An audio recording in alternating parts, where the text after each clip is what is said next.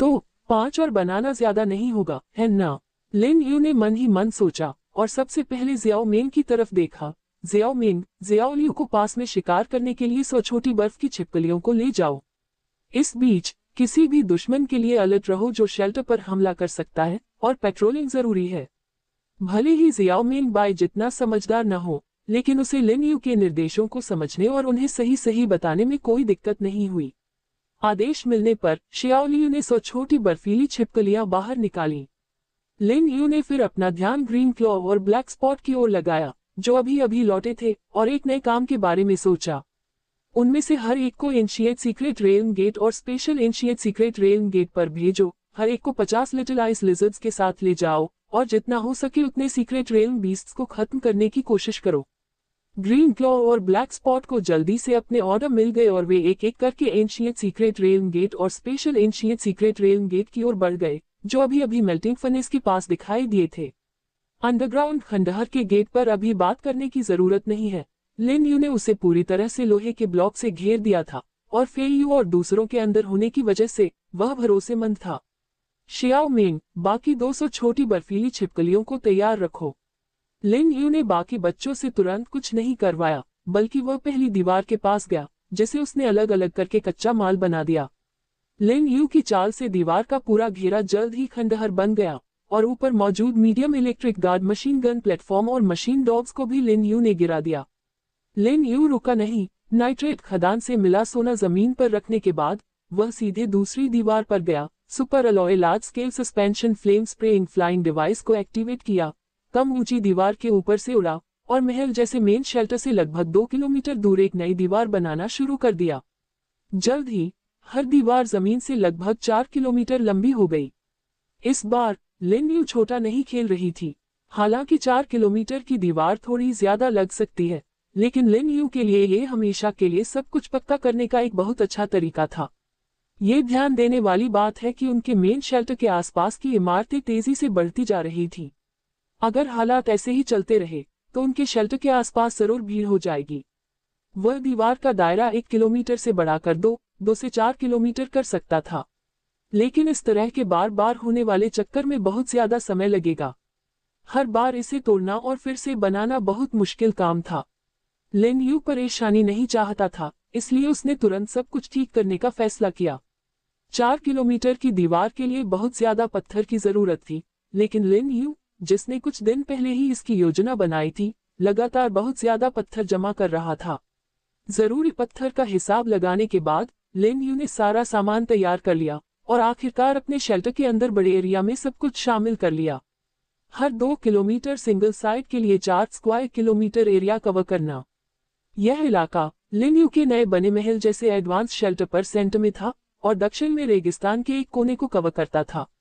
इस बड़ी जगह में एसिड रेन लेक, 2 बड़े जीवों की कंकाल, हजारों लिजर्डमैन और भिखारियों से भरी एक कब्रगाह और पेट्रोलियम रिवर सब बेस से भगाए गए लिजर्डमैन के अवशेष भी शामिल थे। लेकिन ये सब मिट जाएगा।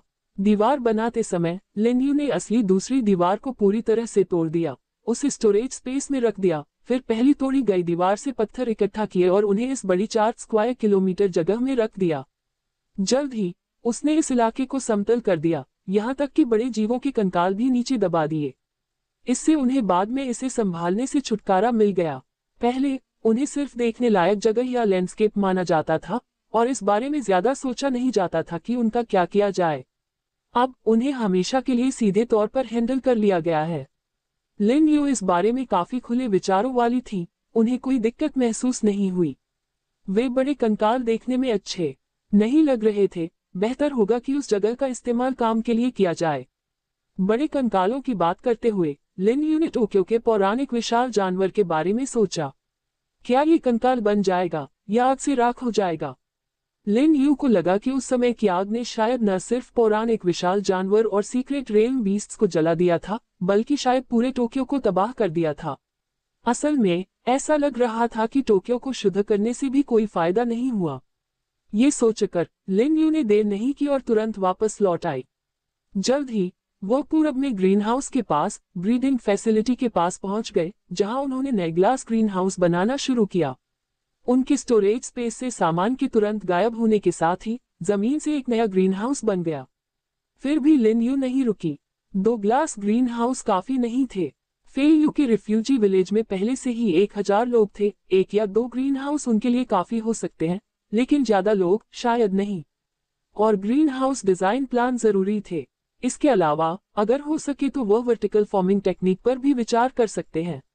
लिन यू को याद आया कि वह पहले भी ग्रीन हाउस में गई थी और उन्होंने एक ऐसी टेक्निक देखी थी जिसमें लेट्यूस जैसी बड़ी पत्तेदार सब्जियों को सीधा ऊपर की ओर उगाया जाता था, जिससे एक ग्रीन वॉल बनती थी। लेकिन लिन यू ने अभी तक इस टेक्नोलॉजी में महारत हासिल नहीं की थी और उसके पास कोई डिजाइन ब्लूप्रिंट भी नहीं था, इसलिए उसे इसे छोड़ना पड़ा। उनके प्लांटिंग प्लेटफॉर्म सिर्फ जमीन का पूरा इस्तेमाल कर पाते थे, जिससे बहुत सारी सीधी जगह बर्बाद हो जाती थी।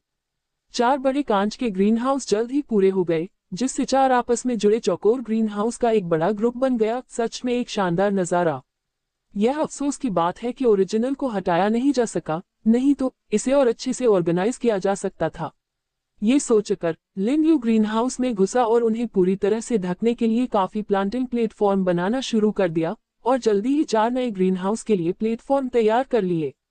काफी सामान होने की वजह से कोई भी रुकावट नहीं आई। पहले उन्हें ज्यादा सही कामों के लिए लॉय इस्तेमाल करने के बारे में सोचना पड़ता था। प्लेटफॉर्म बनाने के बाद अगला काम आसान था। उन्होंने सर्वाइवल पॉइंट्स को देखा। हर बार जब वह इसे देखता था तो उसे एक तरह का भ्रम होता था। क्या सिस्टम ने कभी कभी स्टैटिस्टिक्स में डेटा डाला? एक दिन में हजारों से लेकर आज के लाखों, 30,000 तक। लिन यू को लगा कि ये संख्याएं बेतुकी हैं। खासकर उस दिन जब उस बड़े जानवर को खत्म किया गया तो 100,000 सर्वाइवल पॉइंट्स मिलना अचानक कम लगने लगा। हालांकि हाल ही में जमा हुए बहुत सारे सर्वाइवल पॉइंट्स अब काम आ रहे हैं। ज्यादा जमीन होना किसे पसंद नहीं आएगा, लिन यू ने कहा, और उसने सभी सर्वाइवल पॉइंट्स के साथ बड़ी मात्रा में ह्यूमस न्यूट्रिएंट मिट्टी खरीदी। तब वह बेसब्री से इंतजार कर रहे जियाओ मेंग और छोटी बर्फ की छिपकलियों के पास गया। जियाओ मेंग, लिटिल आइस लिजर्ड से कहो कि वे पिछली बार की तरह ही जितनी हो सके सारी ह्यूमस न्यूट्रिएंट मिट्टी प्लांटिंग प्लेटफॉर्म पर रख दें। जियाओ मेंग को ऑर्डर मिला। उसने तेजी से उसे बाकी 200 छोटी आइस लिजर्ड्स तक पहुंचाया, जो पहाड़ की तरह ह्यूमस न्यूट्रिएंट मिट्टी के ढेर की ओर दौड़ी और अपना काम शुरू कर दिया। आखिरकार और कुछ नहीं। लिन यू ने गहरी सांस ली और पास खड़ी हैरान जियाओ मेंग पर नजर डाली। चलो बाइक को चेक करते हैं, अगर कुछ हुआ तो मैं उसे हिला नहीं पाऊंगी, तुम्हें नहीं लगता? लिन यू ने मुस्कुराते हुए कहा। लिन यू और शियाओ मेंग एक बार फिर मेन शेल्टर में बाइक के पास लौटे और लिन यू ने देखा कि बाइक की स्किन और भी जगहों से निकल रही थी। हालांकि छोटा बच्चा अभी भी सो रहा था, लेकिन ये साफ था कि उसे कुछ समय के लिए जगाना नामुमकिन लग रहा था। जियाओ मेंग, बाइक के पास रहना, अगर कुछ हो तो मुझे फोन करना। जियाओ मेंग को ये काम सौंपने के बाद लिन यू ने बाइक का ध्यान से निरीक्षण किया। इसकी पूंछ के सिरे और आसपास की जगहों पर स्किन की एक परत थी जो एक पतली झिल्ली जैसी दिख रही थी। लिन यू ने यह भी देखा कि यह खास पतला नहीं था। बाइक क्या बनेगी? रेफ्यूज और आसपास की सुविधाओं के हर अपग्रेड में काफी लंबा समय लगता है। दोपहर तक लिन यू ने बाकी सब कुछ एक तरफ रख दिया और फिर से खाना बनाना शुरू कर दिया। ऐसा लगता है कि उसे हर बार इस रूटीन को दोहराना पड़ता है। इससे बचने का कोई रास्ता नहीं है। हालांकि मीट को ग्रिल करके काम चलाया जा सकता है, लेकिन असल में ये बहुत गैर जिम्मेदाराना होगा। आखिरकार इतनी सारी सब्जियां, फल और जरूरी खाने की चीजों के स्टॉक में होने की वजह से आखिरी कॉपर ट्रेजर चेस्ट में 70,000 चीजें खुली, जिनमें धरती पर पॉपुलर चीजों की काफी मात्रा भी शामिल थी। ये मुख्य चीजें हैं जिनका इस्तेमाल लिन यू अलग अलग स्वादिष्ट डिश बनाने के लिए कर सकती है। हालांकि लिन यू का विचार काफी सरल है। भरपूर न्यूट्रिशन और बैलेंस, ये पक्का करना कि इसका स्वाद अच्छा हो, बस इतना ही। तो जब लिटिल आइस लिजर्ड्स बिजी थे तो वह भी पहले से ही बिजी था। चूल्हे बनाना, आग जलाना, चावल धोना, लकड़ी जलाना और खाना बनाना। लिन यू इस रूटीन में काफी कुशल है। इस बार उन्होंने एक ही बार में 10 बड़े स्टोव बनाए, कुछ चावल निकाले जो कुछ समय से रखे हुए थे और पहले उन्हें भाप में पकाना शुरू किया। इसके बाद उन्होंने ग्रीन हाउस में जमा की गई सब्जियों को मेन जगह पर रखा और उन्हें नए अपग्रेड किए गए मॉडर्न किचन में लगातार धोया। बहुत ज्यादा सामान होने की वजह से लिन यू ने मिट्टी ले जाने के लिए जिम्मेदार 10 से ज्यादा छोटी बर्फ की छिपकलियों को भी बुलाया ताकि वे सब्जियां धोने और चुनने में उसकी मदद कर सकें। जल्द ही लिन यू के डायरेक्शन में स्टू, करी और ब्रेस्ड पोर्क के बर्तन बनने लगे। लिन यू रुकी नहीं और किचन में बने ओवन में लान हेडेड बेयर स्टेक ग्रिल करने लगी। समय समय पर वह लिविंग रूम में जाकर देखता कि बाई जाग गई है या नहीं, लेकिन जब भी वह श्याओमेंग को सिर हिलाते हुए देखता तो उसका दिल बैठ जाता। लिन यू को पता था कि बाई शायद कुछ समय तक ऐसे ही रहेगी। अपने आखिरी मोल्टिंग के दौरान बाई पूरी रात सोता रहा और आखिर में अपनी स्किन उतार दी। इस बार क्या यह इतना लंबा होगा या उससे भी ज्यादा लंबा? चावल जल्दी से भाप बन गए और बर्तन धीरे धीरे पकने लगे। लिन यू व्यस्त रहा। उसने फेई यू के संपर्क में रहने के लिए सिस्टम पैनल भी खोला। हाल ही में फेई यू की एफिशिएंसी बहुत ज्यादा रही है। उनके फॉलोअर्स में भी लड़ने की काफी ताकत है। कुछ ही दिनों में उन्होंने उस रिफ्यूजी विलेज को 1000 से ज्यादा लोगों वाले एक बड़े गांव में बदल दिया है। समय आने पर शायद पूरा रेगिस्तान फेई यू के सामने झुक जाएगा। आखिरकार इस आदमी के पास हर तरह से बैलेंस्ड स्किल्स हैं और लीडरशिप की अच्छी समझ है। इस आदमी में सच में एक उद्धारकर्ता जैसी उपस्थिति है। लिन यू इससे काफी खुश थी। अपने पिछले एग्रीमेंट के बाद से फेई यू और उनकी टीम ने तेजी से तरक्की की है, कई अंडरग्राउंड खंडहरों पर रेड की है और उनकी ताकत बहुत ज्यादा बढ़ गई है। अब 12 में से 7 या 8 रत्न मिल गए हैं, बाकी रत्न भी ज्यादा दूर नहीं होंगे, लिन यू का मानना है। लिजर्डमैन शायद ज्यादा देर तक इधर उधर नहीं कूद पाएगा। हालांकि हाल के दिनों में उनकी तरफ से कोई प्रोग्रेस नहीं हुई है। काम पौराणिक विशालकाय जानवर को ढूंढकर उसे नष्ट करना है, लेकिन ऐसा लगता है कि कोई सुराग नहीं है। हर सीक्रेट रेल में कोई पौराणिक विशालकाय जानवर नहीं होता। Special ancient secret realm gate में भी वे हमेशा दिखाई नहीं देते। अब तक लिन यू ने सिर्फ टोक्यो और पेरिस में ही पौराणिक विशालकाय जानवरों की परछाई देखी है, उन्हें कहीं और नहीं देखा गया है। अगर उन्हें पूरी तरह खत्म कर दिया जाए और सीक्रेट रेल यानी धरती के इंसानों को बचाया जा सके और सभी सीक्रेट रेल बीस्ट को खत्म किया जा सके, तो अपनी पीठ पर पौधे और पेड़ उगाने वाले ये अजीब मॉन्स्टर बहुत ज्यादा संख्या में होने चाहिए। आखिर दुनिया इतनी बड़ी है जिसमें कई शहर हैं, पौराणिक विशालकाय जानवर तो बहुत सारे होने चाहिए, है ना? हालांकि ऐसा लगता नहीं है। वे हमेशा से बहुत कम पाए गए हैं, जैसे कि वे 2 ही सब कुछ हैं। लिन यू, हमें नई इंटेलिजेंस मिली है। फेई यू हर बार नई खोजों से लिन यू को हैरान कर देती है। रत्न या भित्ति चित्र या छिपकली रानी। इस समय लिन यू फेई यू के दिए जाने वाले कई जवाबों पर विचार कर रही थी और उसने ब्रेस्ट मीट को फाइनल करना शुरू कर दिया। व्यस्तता के बीच वह इस छोटी सी राहत का आनंद ले रहे थे। अफसोस लिन यू, इनमें से कुछ भी नहीं। हालांकि मैं भी उन्हें ढूंढने के लिए उत्सुक हूँ, लेकिन ये खबर भी बुरी नहीं है। फेई यू ने तुरंत जवाब दिया। चिढ़ाना बंद करो फेई यू। लिन यू ने ब्रेस्ट मीट को स्टोरेज स्पेस में रखा और अपने चेहरे से पसीना पोंछा। किचन काफी गर्म लग रहा था। उसने एयर कंडीशनिंग चालू की, अपना पसंदीदा सोफा निकाला और सिस्टम टैबलेट उठाकर सीधे जमीन पर लेट गया। उसने वॉइस कॉल शुरू की। ये सबसे कुशल संचार विधि है। जल्द ही, फेई यू ने जवाब दिया। मुझे उम्मीद नहीं थी कि तुम्हारे पास समय होगा। फेई यू को इस बात पर हैरानी नहीं हुई कि लिन यू उससे फोन करेगी, लेकिन उसे यह अनएक्सपेक्टेड लगा क्योंकि लिन यू बिजी थी, है ना? मैं बहुत बोर हो गई हूँ। लिन यू ने किचन में चारों ओर देखा, जिसे लिटिल आइस लिजर्ड्स ने साफ किया था। मैं पिछले कुछ दिनों से बाहर नहीं गई हूँ। मुझे पता है तुम क्या कर रहे हो। आज सुबह वर्ल्ड चैनल पर एक भिखारी तुम्हारी शरणस्थली के पास आया और दावा किया कि वह तुम्हारा राज खोल देगा या कुछ और। वीडियो और फोटो 5 सेकंड से भी कम समय के लिए अपलोड किए गए थे जब तुम्हारी छोटी बर्फ की छिपकलियों ने उसे बाहर निकाल दिया। तुम्हें ये पता है ना? लिन यू हैरान रह गई। क्या एक भिखारी आया और उसे छोटी बर्फीली छिपकलियों ने बाहर निकाल लिया? मुझे अनुमान नहीं था। लिन यू को सच में पता नहीं था कि ऐसी कोई घटना हुई थी। तुम्हें सच में नहीं पता था? खैर, तुम तो हर दिन बिजी रहते हो। फेई यू को माफ करने की कोशिश करते हुए सुनकर लिन यू थोड़ा परेशान हो गया। हालांकि वह हर दिन बिजी रहता था, लेकिन ऐसा लगता था कि वह हमेशा कंस्ट्रक्शन में ही लगा रहता था। आमतौर पर उसने कुछ खास नहीं किया था। असल में पिछले 3-4 दिनों से डिब्बाबंद सामान के साथ व्यस्त सुबह और शाम के अलावा लिन यू ने सिस्टम टैबलेट को देखने के लिए बाहर निकालने के बारे में नहीं सोचा था। खासकर इसलिए क्योंकि बाय अभी भी गहरी नींद में है। ऐसा लगता है कि वह अपनी स्किन छोड़ने वाला है। ढेर सारे कामों के साथ उसके पास वर्ल्ड चैनल देखने और दूसरों से चेक करने के लिए और भी कम समय था। वैसे तो तुम्हारा महल बहुत शानदार दिखता है। यह क्या है? लगभग 30 से 40 मीटर ऊंचा। तुमने एक बार फिर वर्ल्ड चैनल पर उस ग्रुप को बहुत जलन में डाल दिया है। मैं कहती हूँ, लिन यू, क्या तुम यहाँ छुट्टी पर हो? मुझे तुम्हारा स्टाइल हमसे इतना अलग क्यों लगता है?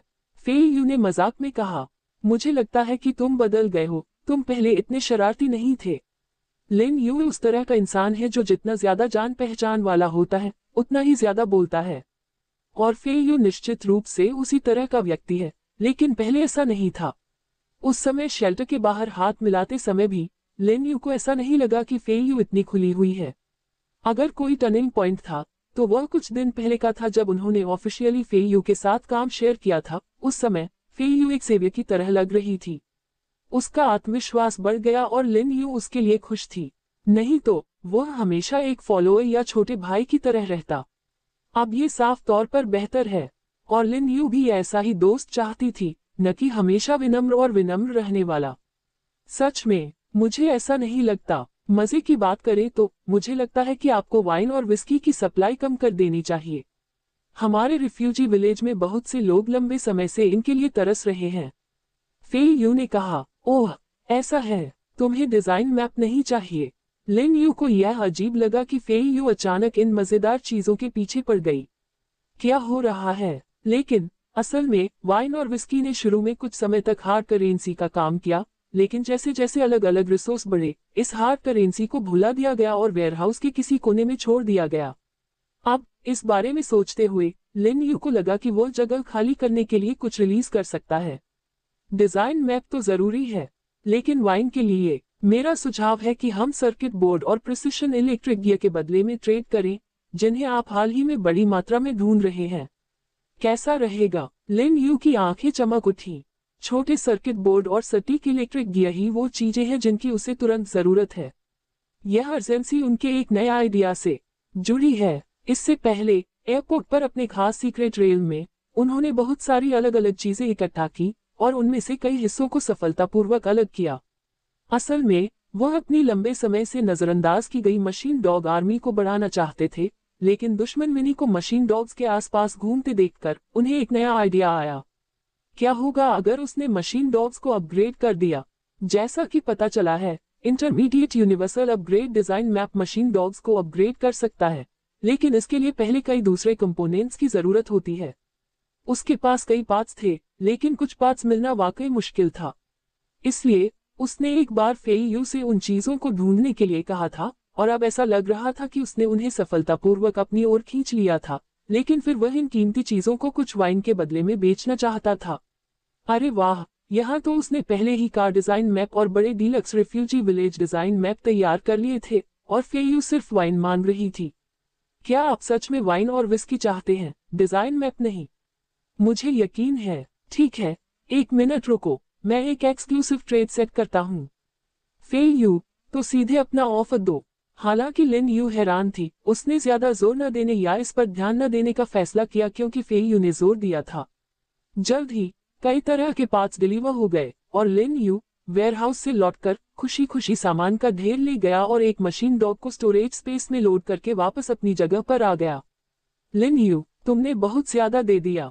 फेई यू ने रेड वाइन और विस्की की 50 बोतलों को देखते हुए कहा, एक बार फिर लिन यू की दरियादिली पर हैरान होकर। कोई बड़ी बात नहीं, मैं इतना दे सकता हूँ। लिन यू को तो लगा कि उसने बहुत कम दिया है, क्योंकि वह इन चीजों से 100 बेहतर मशीन डॉग बना सकता था। लेकिन लगता है मामला थोड़ा भटक गया है ना? फेई यू ने जिस जरूरी बात का जिक्र किया था उस पर अभी तक बात नहीं हुई थी। वैसे उस मामले के बारे में लिन यू, मुझे लगता है कि हमें ठीक से बात करनी चाहिए। वाइन और विस्की लेने के बाद फेई यू का लहजा और भी गंभीर हो गया। एक मिनट रुको। लिन यू बाई को देखने के लिए लिविंग रूम में गई तो देखा कि वह ठीक नहीं है। उसने 2 बड़ी ट्रे निकाली और उन पर 2 बड़े शेर के सिर वाले भालू के स्टेक रख दिए। स्टेक की खुशबू से मिनी ने तेजी से सूंघा और उसकी नजरें अनायास ही उस पर चली गईं। लेकिन उसने मुड़कर बाई की तरफ देखा और अचानक अपना सिर हिलाया, ये दिखाते हुए कि वह नहीं खाएगा। मान जाओ, नहीं तो जब मुझे बाई को ले जाने की जरूरत होगी तो तुम्हारे पास कोई एनर्जी नहीं होगी। लिन यू ने स्टेक की ओर इशारा करते हुए मिनी को सुनने का आदेश दिया। फिर वह बाहर गया, दरवाजा बंद किया और किचन में वापस आ गया। सच कहूं तो किचन बातचीत के लिए बिल्कुल सही नहीं है, 5वीं मंजिल का बेडरूम ज्यादा सही लगता है। लेकिन यहाँ मैं हमेशा बाई की हालत देख सकता हूँ, जिससे लिन यू को ज्यादा आराम महसूस होता है। तुम्हारे पार्टनर को क्या हुआ? सॉरी, क्या मैं कुछ ऐसा पूछ रहा हूँ जो मुझे नहीं पूछना चाहिए? हालांकि फेई यू को लगा कि यह पूछना अचानक और बदतमीजी होगी, लेकिन उसे तुरंत उन 2 बड़े ड्रैगन्स का ख्याल आया।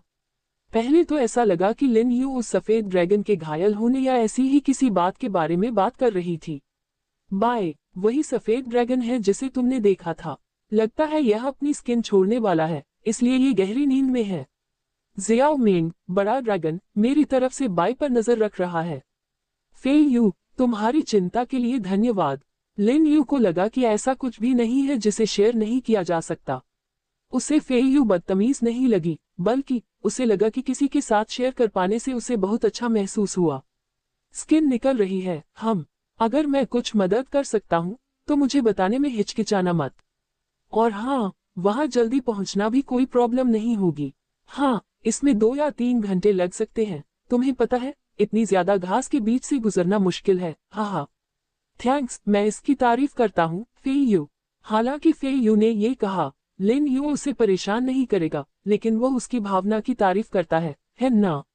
आपने हमें कई बार बचाया है, मुझे कभी कभी एहसान चुकाने दो। मुझे उम्मीद है कि वह छोटा बच्चा जल्द ही अपनी खाल उतार देगा। बाई की तरफ से धन्यवाद। तो फेई यू, आगे बोलो, तुम क्या जरूरी बात कहना चाहती थी? लिन यू ने सुनने के लिए तैयार होकर गहरी सांस ली। असल में कुछ जरूरी बातें हैं, फेई यू ने रुककर कहा, जैसे वह किसी बहुत शांत जगह पर पहुंच गया हो। सबसे पहले, मेरे साथ एक खास घटना हो रही है।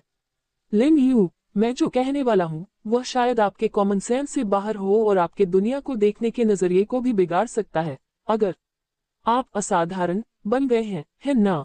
लिन यू ने एक बार इस बात पर सोचा था, क्योंकि फेई यू भी उन लोगों में से एक थी जो उस तेज बुखार वाली घटना में बच गई थी। जैसे गुवानी अपनी बहुत बड़ी ताकत के साथ, और लियू काई जो छिपकली के लोगों से बात कर सकता है और खुद को ठीक करने की काबिलियत रखने वाला, वे सभी उस घटना में जिंदा बचे थे। उनके साथ साथ इस दूसरी दुनिया में सभी के पास शक्तिशाली खास काबिलियत हैं। और अब फेई यू की जिक्र को देखते हुए इसका मतलब है कि उसमें भी कुछ अजीब चीजें सामने आई हैं। आपने कैसे? इस समय फेई यू शेल्टर के अंदर एक बंद जगह में थी और उसने पहले ही दूसरों को हटा दिया था। लिन यू की आवाज सुनकर, जिसे वह एक अस्वीकार्य खुलासा समझ रहा था, फेई यू को ऐसा लगा जैसे उस पर बिजली गिर गई हो और वह वहीं जम गया हो। फेई यू, क्या ऐसा है? लिन यू ने नामों की लिस्ट देखते हुए पूछा। इस अद्भुत रैंक के टॉप 100 सर्वाइवर्स में से वह इस लिस्ट में लगभग आधे को भी ढूंढ सकता था। और अब एक और है। हाँ, ये सही है, मुझे एक बहुत ही अजीब काबिलियत मिली है। लिन यू, तुम्हें कैसे पता? क्या तुमने दूसरों को भी ऐसा करते देखा है? फेई यू अभी भी ठीक नहीं हुई थी। मैं तुम्हें इसके बारे में बाद में बताऊंगी। लिन यू ने गहरी सांस ली। वैसे तुम्हारी काबिलियत क्या है? मेरे घाव अपने आप भर जाते हैं। फेई यू की बातें सुनकर लिन यू अपनी भौहें चढ़ाने से खुद को रोक नहीं पाई। वह मेरे जैसा। लिन यू के हाथ में सिस्टम टैबलेट पर फेई यू का नाम प्रमुखता से दिखाया गया था, और फेई यू ने जो कहा था वह उसके कानों में बम फटने जैसा था, जिससे लिन यू पूरी तरह से हैरान रह गया। खुद को ठीक करने की क्षमता, क्या यह मेरी अपनी काबिलियत नहीं है? कैसे? क्या फेई यू में भी यह क्षमता है? लिन यू को इस पर यकीन नहीं हुआ, हालांकि इसके सच होने की बहुत ज्यादा संभावना थी। लिन यू, तुम्हें इस तरह की अनोखी शक्ति के बारे में कैसे पता? क्या तुम किसी और को जानती हो जिसके पास यह है?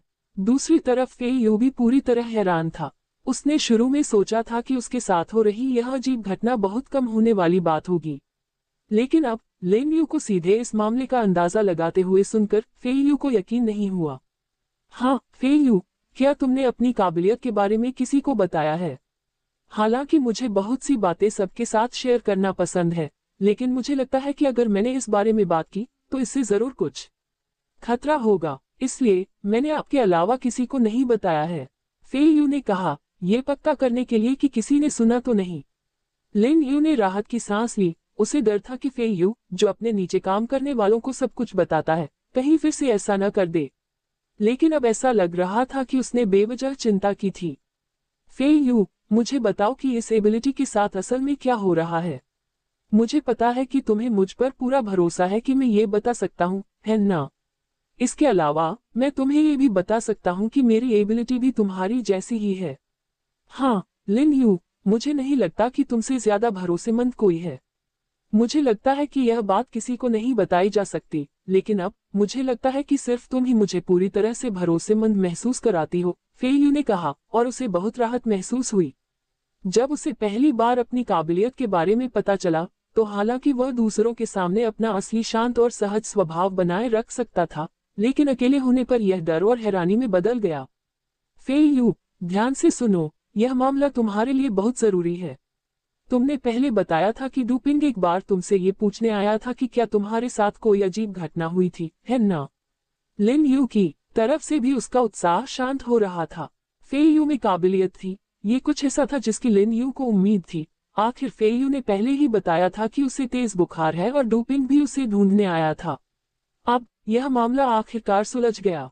फेयू के पास एक काबिलियत थी, और वह थी self healing.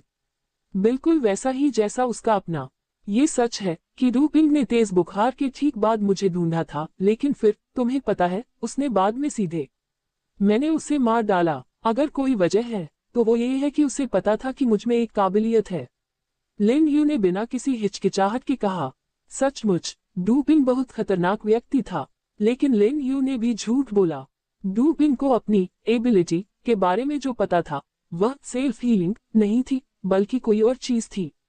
100% treasure box drop. यही कारण था कि लिन यू को उसे मारना पड़ा। क्या फेयू और भी हैरान हो गई। तुम भी एक पावर यूजर हो, और सिर्फ इसलिए कि डूपिंग को तुम्हारी काबिलियत पता थी, तुमने उसे खत्म कर दिया। मैं भी एक पावर यूजर हूँ। मेरे पास एक तरह की एक अनोखी शक्ति है जिसके बारे में तुम सोच भी नहीं सकते। फेयू, मैं तुम्हें अभी यह बताना चाहता हूँ कि यह काबिलियत मेरे अलावा किसी और को नहीं बतानी चाहिए। क्या तुमने सोचा है, अगर तुम अपना राज उन लोगों को बता दोगी जिनका इरादा बुरा है, तो वे क्या करेंगे? फेयू ने सच में इस पर सोचा। यही वजह है कि उसने लिन यू के अलावा किसी को भी अपनी काबिलियत के बारे में नहीं बताया। पावर यूजर बनने का मतलब है कि आप आम लोगों से अलग हैं। आपको सुपरहीरो से जलन हो सकती है, लेकिन आप ये भी जानते हैं कि वे बहुत अकेले होते हैं। असाधारण शक्तियां हमें उन लोगों से बंदी बना लेंगी जिनके पास वे नहीं हैं, फिर हमारी क्षमताओं का ज्यादा से ज्यादा इस्तेमाल करेगी। मुझे डर है कि डूपिंग की सोच ऐसे लोगों को अपने इस्तेमाल के लिए इकट्ठा करने की थी, है ना? लिन यू ने पागल डूपिंग के बारे में सोचा और अपना सिर हिलाया। उनकी 100% ट्रेजर बॉक्स ड्रॉप क्षमता, इस हीलिंग क्षमता के साथ लिन यू ने सोचा कि अगर वह उस आदमी के कंट्रोल में आ गया, तो उसकी जिंदगी जरूर दुख भरी हो जाएगी। लिन यू ने इसकी कल्पना की, हर मरते हुए म्यूटेटेड जीव को मारने के लिए खींचा जाना और फिर खजाने के डिब्बे खोलने के बाद कम से कम खाना और पानी मिलना, हर दिन मौत से भी बदतर जिंदगी जीना। और यह कुछ ऐसा भी हो सकता है जो इंसानियत उसे करने के लिए मजबूर करती है। आखिरकार 100% ट्रेजर बॉक्स सिस्टम अगर लगातार इस्तेमाल किया जाए तो शायद एक ही बार में पूरी इंसानियत को बचा सकता है। यहाँ तक कि तथाकथित मानवता के रक्षक बनने के लिए छलांग लगा दी। बेशक एक अजीब बात है। आखिरकार इसी तरह उसका भी लगातार इस्तेमाल किया जाएगा। वह एक चलती फिरती लाश बन जाएगा जो दर्द सहेगा और मौत के अलावा कुछ नहीं ढूंढेगा। मुझे समझ नहीं आ रहा, क्या मेरी काबिलियत काफी आसान नहीं है? फेयू समझ नहीं पाया। कम से कम उसकी अभी की समझ इतनी थी कि शायद दूसरों में घबराहट पैदा हो जाए। आखिर जब किसी के पास कोई अनोखी चीज होती है, जैसे कोई सुपर पावर, तो लोग हैरान हो सकते हैं, या डर सकते हैं, या उसे अकेला भी कर सकते हैं। लेकिन इसके उलट उसकी काबिलियत इस दूसरी दुनिया में काफी काम आ सकती है, जिससे वह बिना डरे बहादुरी से लड़ सके और आगे बढ़ सके। लिन यू समझ नहीं पा रही थी। फेयू, सोचो कि क्या तुम किसी ऐसे इंसान को जानती हो जिसमें तुम्हारी जैसी काबिलियत हो, जो हर मामले में सबसे आगे हो? अगर तुम्हें जलन नहीं भी होगी, तो क्या दूसरों को नहीं होगी? और यह जलन, क्या ये युद्ध की चिंगारी बन सकती है, जिससे आखिर में लड़ाई हो? आखिर में क्या एक काबिलियत वाला इंसान जीतने वाले के लिए एक टूल बन सकता है, जो आखिर में सब कुछ खो दे? मैंने सच में इस बारे में नहीं सोचा था।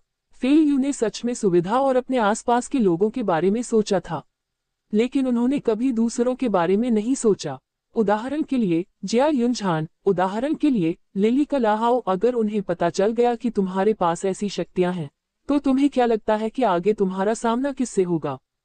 फेई यू को इन संभावित घटनाओं से बहुत ज्यादा झटका लगा। उसने सच में पहले इतनी सारी चीजों के बारे में नहीं सोचा था। अब लिन यू की याद दिलाने के बाद उसे एहसास हुआ कि उसकी काबिलियत सिर्फ अच्छी चीजें ही नहीं लाती, शायद यह आने वाली मुसीबत का कारण भी था। मैं समझ गया लिन यू, मैं ये राज अपने दिल में रखूंगा और किसी भी तरह के नुकसान से बचने की पूरी कोशिश करूंगा। फेई यू ने गहरी सांस ली। उसे लगा कि यह काबिलियत, जो शुरू में उसके आने वाले दूसरी दुनिया के जीवन में काफी आसानी लाने वाली थी, अब ये दोधारी तलवार जैसा लग रहा था। खासकर इस एडवांस्ड कम्युनिकेशन वाली दुनिया में एक पल में खुद को ठीक करने की क्षमता दिखना शायद अगले ही पल दुनिया भर के चैनलों पर चर्चा का विषय बन जाएगा। फिर ऐसी जगहों पर जिनके बारे में उसे पता नहीं है, इस काबिलियत को पाने के लिए अलग अलग ग्रुप जरूर आगे बढ़ना शुरू कर देंगे। खुशी हुई कि तुम समझ गई फेई यू। मेरी काबिलियत तुम्हारी तरह खुद को ठीक करने की है। इसके बारे में सिर्फ तुम ही जान सकती हो, किसी और को मत बताना, समझी? लिन यू ने वर्ल्ड चेक चैनल से रिकॉर्ड तेजी से देखते हुए अपने सिस्टम टैबलेट लिस्ट में एक एक करके नाम चेक करते हुए कहा। क्या तुम सीरियस हो? फेई यू और भी हैरान थी कि लिन यू में भी वही काबिलियत थी। मैं ये सिर्फ तुम्हें ही पता है ये पूछ रहा हूँ। फेई यू, तुम्हें ये जानना होगा कि यह काबिलियत तेज बुखार से पैदा हुई थी। जो लोग बुखार से बच गए थे उन सभी में ये काबिलियत थी। वर्ल्ड चेक पैनल पर इस बुखार के बारे में सवाल पूछे गए हैं। तुम खुद एक टेबल बना सकते हो, उसे ध्यान से देखो, उसमें कुछ सरप्राइज हो सकते हैं। लिन यू ने वॉइस चेक बंद कर दी। उन्होंने आगे बात नहीं की क्योंकि उन्हें लगा कि शायद उनसे कोई गलती हो गई है। इस काबिलियत के बारे में शुरू में उन्होंने गलत सोचा। शुरू में लिन यू का मानना था कि यह काबिलियत इंसानों के एक छोटे से हिस्से को दूसरी दुनिया में बेहतर जिंदगी जीने के लिए दी गई थी। लेकिन बुखार से बचने वाले लोगों की लिस्ट देखने के बाद उन्हें कुछ अजीब बात नजर आई। लिन यू ने 1000 से ज्यादा नाम इकट्ठा किए। इन 1000 लोगों में एक कॉमन बात थी। लिस्ट में हर नाम बिना किसी अपवाद के एक रिफ्यूजी विलेज का लीडर था। अगर सिर्फ 10वें हिस्से में भी यह खूबी होती तो बात समझ में आती, लेकिन क्योंकि हर इंसान में ये खूबी होती है, इसलिए ये सोचने पर मजबूर करने वाली बात है। ये स्थिति साफ तौर पर समझ में नहीं आती। शुरू में उन्हें लगा कि यह काबिलियत बांटी गई थी और कुछ रेगुलर सर्वाइवर थे, लेकिन अब ऐसा लगता है कि ऐसा नहीं है। इन सभी नामों के साथ अब एक सफिक्स जुड़ गया है जो एक रिफ्यूजी गांव का लीडर दिखाता है। क्या इस काबिलियत ने उन्हें लीडर बना दिया? नहीं, लीडर बनने से उन्हें ये काबिलियत मिली। अकेले गुवान यी की तरह एक और रिफ्यूजी लीडर लियू काय और वह भी एक जैसे हैं। और अपने रिफ्यूजी विलेज से फेई यू शुरू में सैन ये और फेई यू के साथ आए, लेकिन सैन ये की बीच में ही मौत हो गई और सिर्फ फेई यू को ही लीडरशिप संभालनी पड़ी। इसलिए अपनी इच्छा शक्ति से बुखार से बचने की शुरुआती सोच गलत थी। शायद किसी खास ताकत ने सर्वाइवर्स के एक हिस्से को लीडर बना दिया, उन्हें जोश दिया और जो सच में लीडर बन रहे थे उन्हें ताकत दी। अगर फैसला सही है तो यह मामला भी बुखार फैलाने वाले की बनाई एक और मुसीबत है। लिन यू ने यह फैसला इसलिए लिया क्योंकि यह स्थिति सीधे तौर पर इंसानों के बीच झगड़े को बढ़ावा देती है। एक बार जब पहला पावर यूजर सामने आ जाएगा तो उसके बाद भी पावर यूजर्स का पता चलेगा, जिससे इंसान आम लोगों और पावर लोगों के बीच बन जाएंगे। या फिर कोई और संभावना है, इन लीडर पावर यूजर्स की वजह से इंसानी ग्रुप्स में टकराव हो सकता है। हर एक्स्ट्रा ऑर्डिनरी अपने वफादार फॉलोअर्स को लीड करता है और रिफ्यूजी विलेज को बढ़ाता है और तेजी से बड़ा करता है, जब तक कि सिर्फ फाइनल सामने न आ जाए। युद्ध इंसानों के बीच एक ऐसा टॉपिक है जिसे टाला नहीं जा सकता, ये हमेशा बना रहता है। मुसीबत का सामना करते हुए जिंदा रहना मुश्किल होने की वजह से पहले युद्ध बहुत कम होते थे। लेविक के हंगामे और डूपिन के छिपकली और भिखारियों के गठबंधन को छोड़कर इसके अलावा कोई और विकल्प नहीं लगता। 7वीं मुसीबत देर से आई। रिफ्यूजी गांवों को विकास के बहुत सारे मौके और समय देना। इस बात से इनकार नहीं किया जा सकता कि कई रिफ्यूजी विलेज में जल्दी ही हलचल मच गई, क्योंकि रिक्रूटमेंट और कोऑपरेशन जैसे टॉपिक अक्सर सामने आते हैं और दुनिया भर की चेक में छा जाते हैं। जैसे जैसे छोटे रिफ्यूजी गांव जिंदा रहने की दिक्कतों से जूझ रहे हैं, वैसे वैसे बड़े गांव भी आ रहे हैं और मेंबरशिप मांग रहे हैं। मीडियम साइज के रिफ्यूजी गांव एक नाजुक बैलेंस बनाए रखते हुए अलायंस बनाते हैं, लेकिन एक बार जब कोई एक आगे बढ़ता है तो बैलेंस टूट जाता है और वे एक हो जाते हैं। इस संदर्भ में रिफ्यूजी विलेज को एक करने के लिए युद्ध सबसे अच्छा तरीका हो सकता है। पावर यूजर्स लीडर बन गए, हर किसी ने लड़ाई में अपनी काबिलियत दिखाई। फिर अंतिम परिणाम क्या है? इंसानियत अब सिर्फ 2 अरब से ज्यादा बची है। ये पक्का है कि यह कभी न खत्म होने वाले युद्ध का सामना नहीं कर सकता। लेकिन मौजूदा पावर यूजर्स कैटलिस्ट की तरह युद्ध भड़काने के लिए डिजाइन किए गए लगते हैं। फेयू काबिलियत हमें आम लोगों से अलग बनाती है, लेकिन एक जगह है जो नॉर्मल हालत वापस ला सकती है, समझी? लिन यू ने इसे चेक पैनल में टाइप किया और भेज दिया। थोड़ी देर बाद फेयू ने जवाब दिया, क्या आप सीक्रेट रेल्म के बारे में बात कर रहे हैं? हाँ, सीक्रेट रेल्म, जहां हम कभी धरती पर रहते थे। अगर तुम वहां आम बनना चाहते हो या दूसरों को वापस भेजना चाहते हो, तो धरती ही वह जगह है जहां हमें लौटना होगा। लिन यू ने यह मैसेज भेजा और आखिरकार सिस्टम पैनल बंद कर दिया। वह सोफे से उठा, किचन से बाहर निकला और लिविंग रूम का दरवाजा धीरे से खोला। धुंधली जगह में जियाओ मेंग ने हल्के से सिर हिलाया। लिन यू पास गया और उसके पास रखी चीज को देखा, जो मानो सफेद कोकून जैसी परतों से ढकी हुई थी।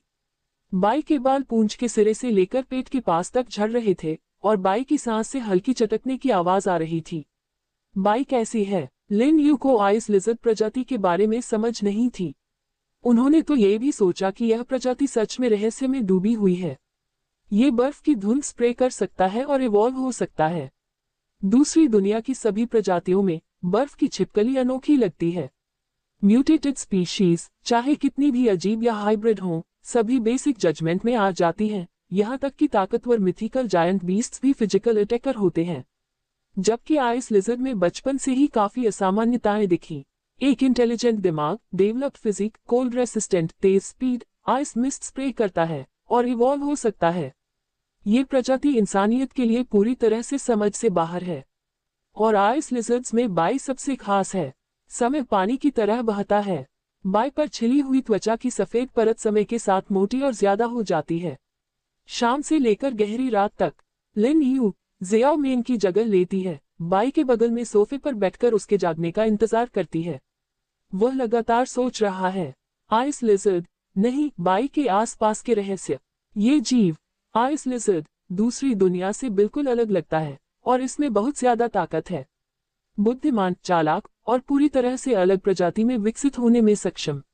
अब Xiao Meng, black dot, green claw, little six और रेड लाइन सीधे 5 अलग अलग बायोलॉजिकल रूपों में विकसित हो गए हैं।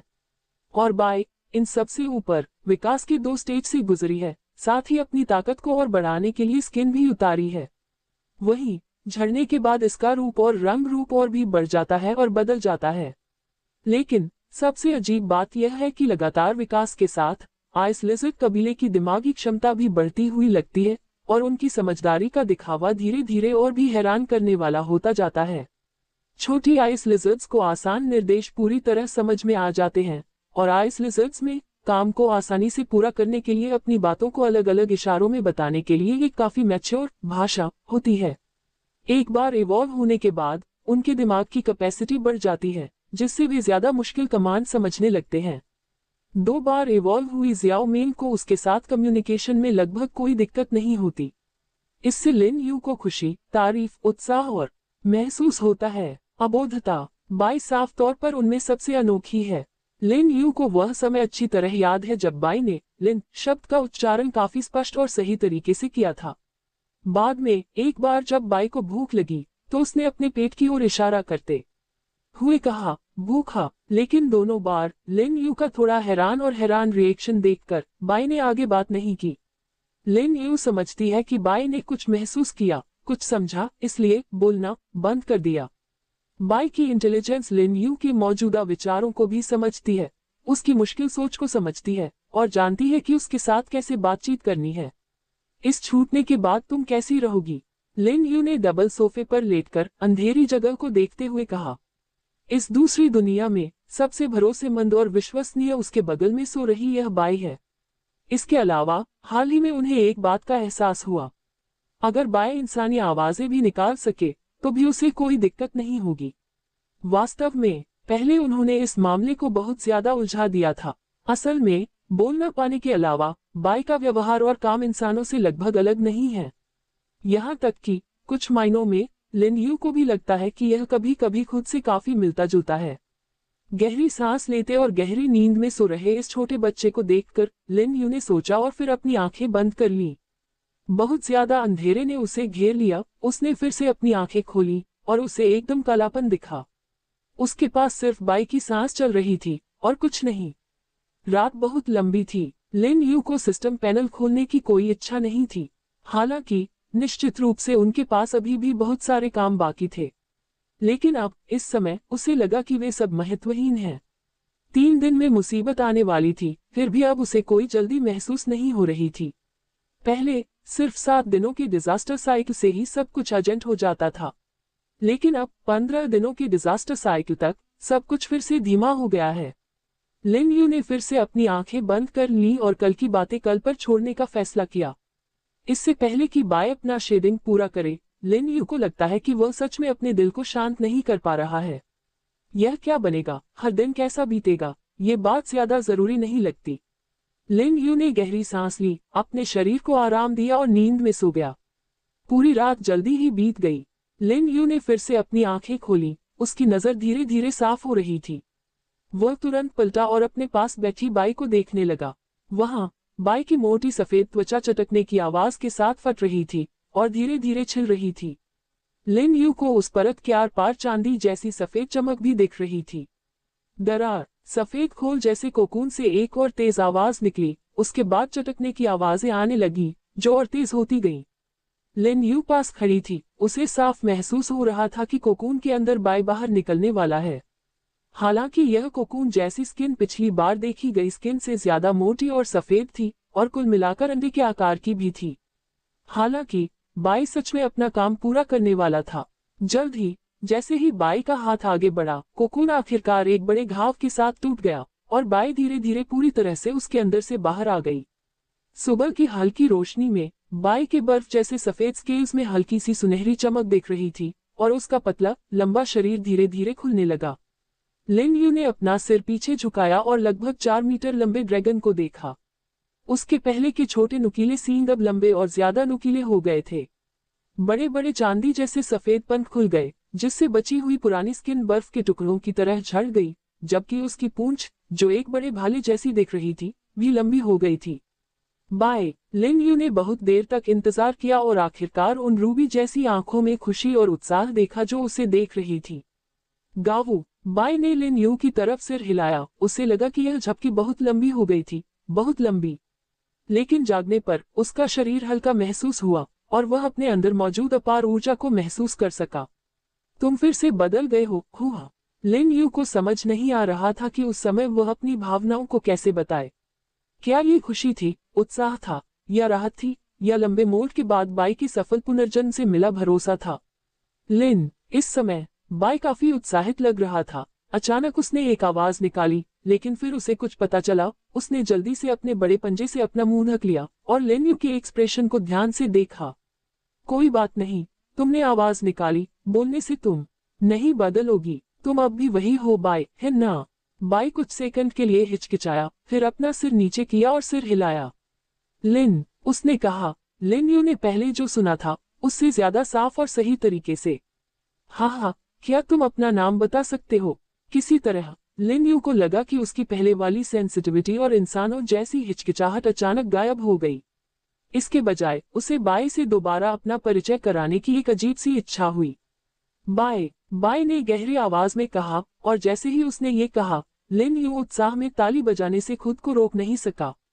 भूखा, बाय ने उसके पेट पर थपथपाया, फिर अजीब तरह से अपने बड़े पंजे से उसका सिर खुजलाया।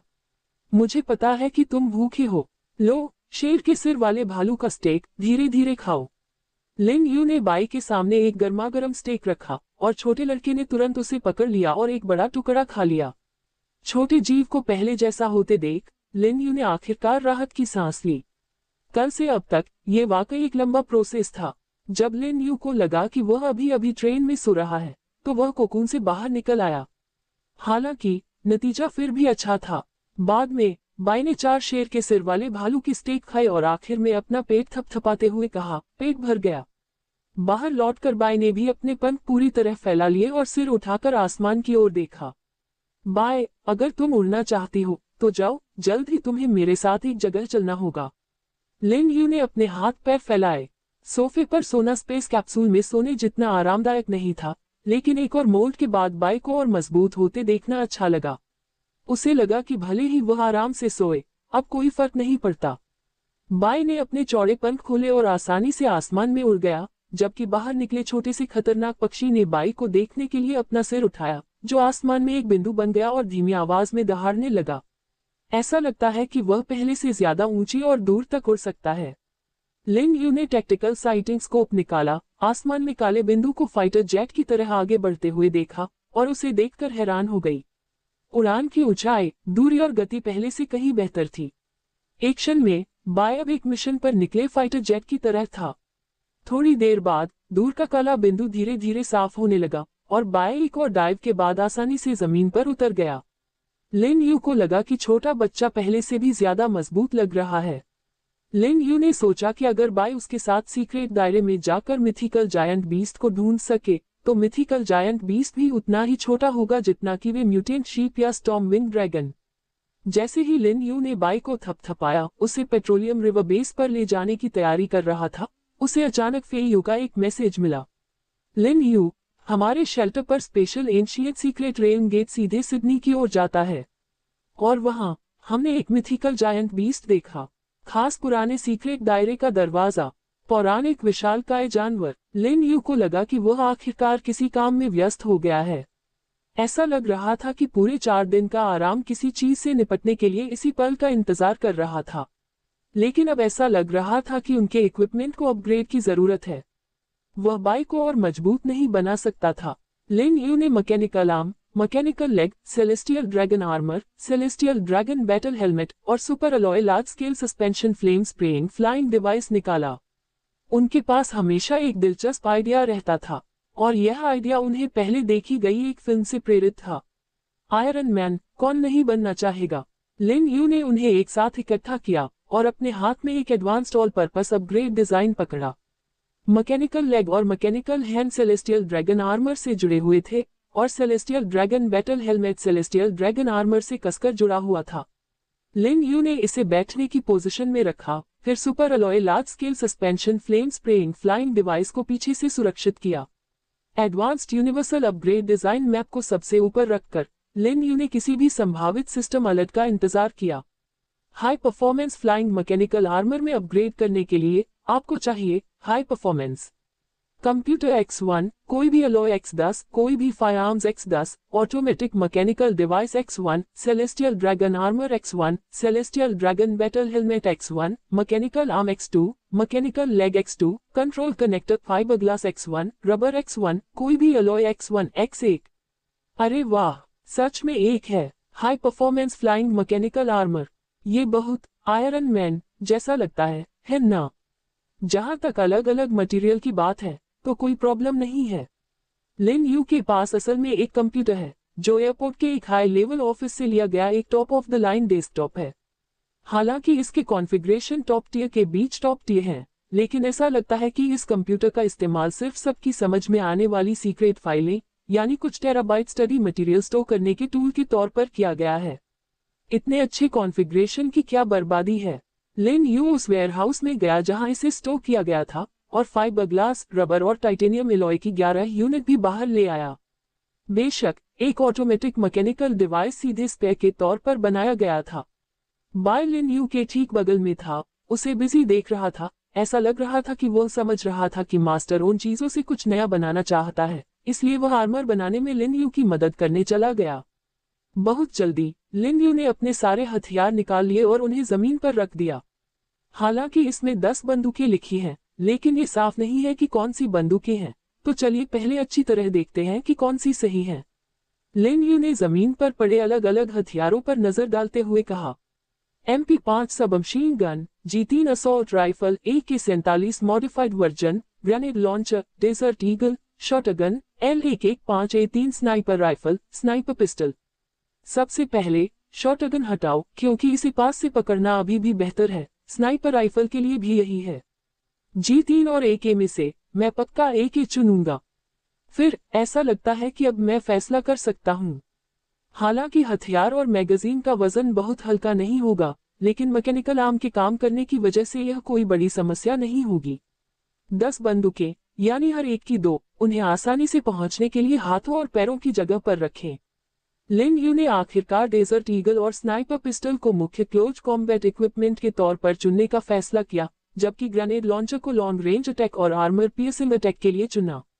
फिर मीडियम शॉर्ट रेंज असॉल्ट के लिए AK-47 के मॉडिफाइड वर्जन और MP5 का इस्तेमाल किया। बिल्कुल, हर एक के 10 हथियारों के लिए बिल्कुल सही। उन सभी को इकट्ठा करके और उन्हें चीजों के ढेर पर रखने के बाद लिन यू ने आखिर में कंप्यूटर को advanced universal upgrade design map के साथ रख दिया। बाई के बड़े पंजे के नीचे चीजों के ढेर पर तुरंत सफेद रोशनी चमक उठी। लिन यू सिस्टम से मधुर ध्वनि सुनकर खुश हुई। आपको high performance flying mechanical armour मिल गया है। सफेद रोशनी धीरे धीरे फीकी पड़ गई और लिन यू आगे बढ़ गया। लेकिन जब उसने देखा कि रोशनी के बिखर जाने के बाद क्या बचा है, तो उसके कदम रुक गए। ये है celestial dragon battle helmet, celestial dragon armour, mechanical arm और मैकेनिकल लैग और super alloy large scale suspension flame spraying flying device, सभी टाइटेनियम अलॉय के एक पूरे टुकड़े से ढके और पूरी तरह से जुड़े हुए थे। ऐसा लग रहा था जैसे उन्हें जबरदस्ती वेल्ड किया गया हो। यह आयरन मैन वाले से बिल्कुल अलग कैसे है? फिर अगर इसे पहना जाए तो क्या होगा? High performance flying mechanical armour, यह मल्टीफंक्शनल बैटल आर्मर जो डिफेंस और फ्लाइट में बैलेंस बनाता है, अब लिन यू के हाथों में एक और जबरदस्त हथियार है। हालांकि इसका लुक कम से कम अभी के लिए इमेजिन किए गए आयरन मैन एलॉय आर्मर से पूरी तरह अलग है। यह एस्थेटिक्स और टेक्नोलॉजिकल फील को जोड़ता है और बहुत प्रैक्टिकल है। लेकिन अभी उसके हाथ में जो है वह अलग अलग कबाड़ के टुकड़ों से बने पैचवर्क मॉन्स्टर जैसा दिखता है। अच्छा है या बुरा, ये जानने के लिए पहले इसे टेस्ट करना जरूरी है, तुम्हें नहीं लगता? Bye. Lin Yu battle armour के पास गई। उसे अंदर से थोड़ी घबराहट हो रही थी। हालांकि सिस्टम से बनी चीजें निश्चित रूप से खराब नहीं होती और न ही वे तुरंत खराब होती, फिर भी इस भयानक बाहरी रूप ने लिन यू को थोड़ा शक में डाल दिया।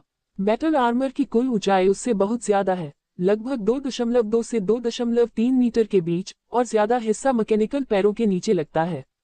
इसके अलावा इस बैटल आर्मर की बाहें उसकी नॉर्मल बाहों से लंबी और बड़ी हैं।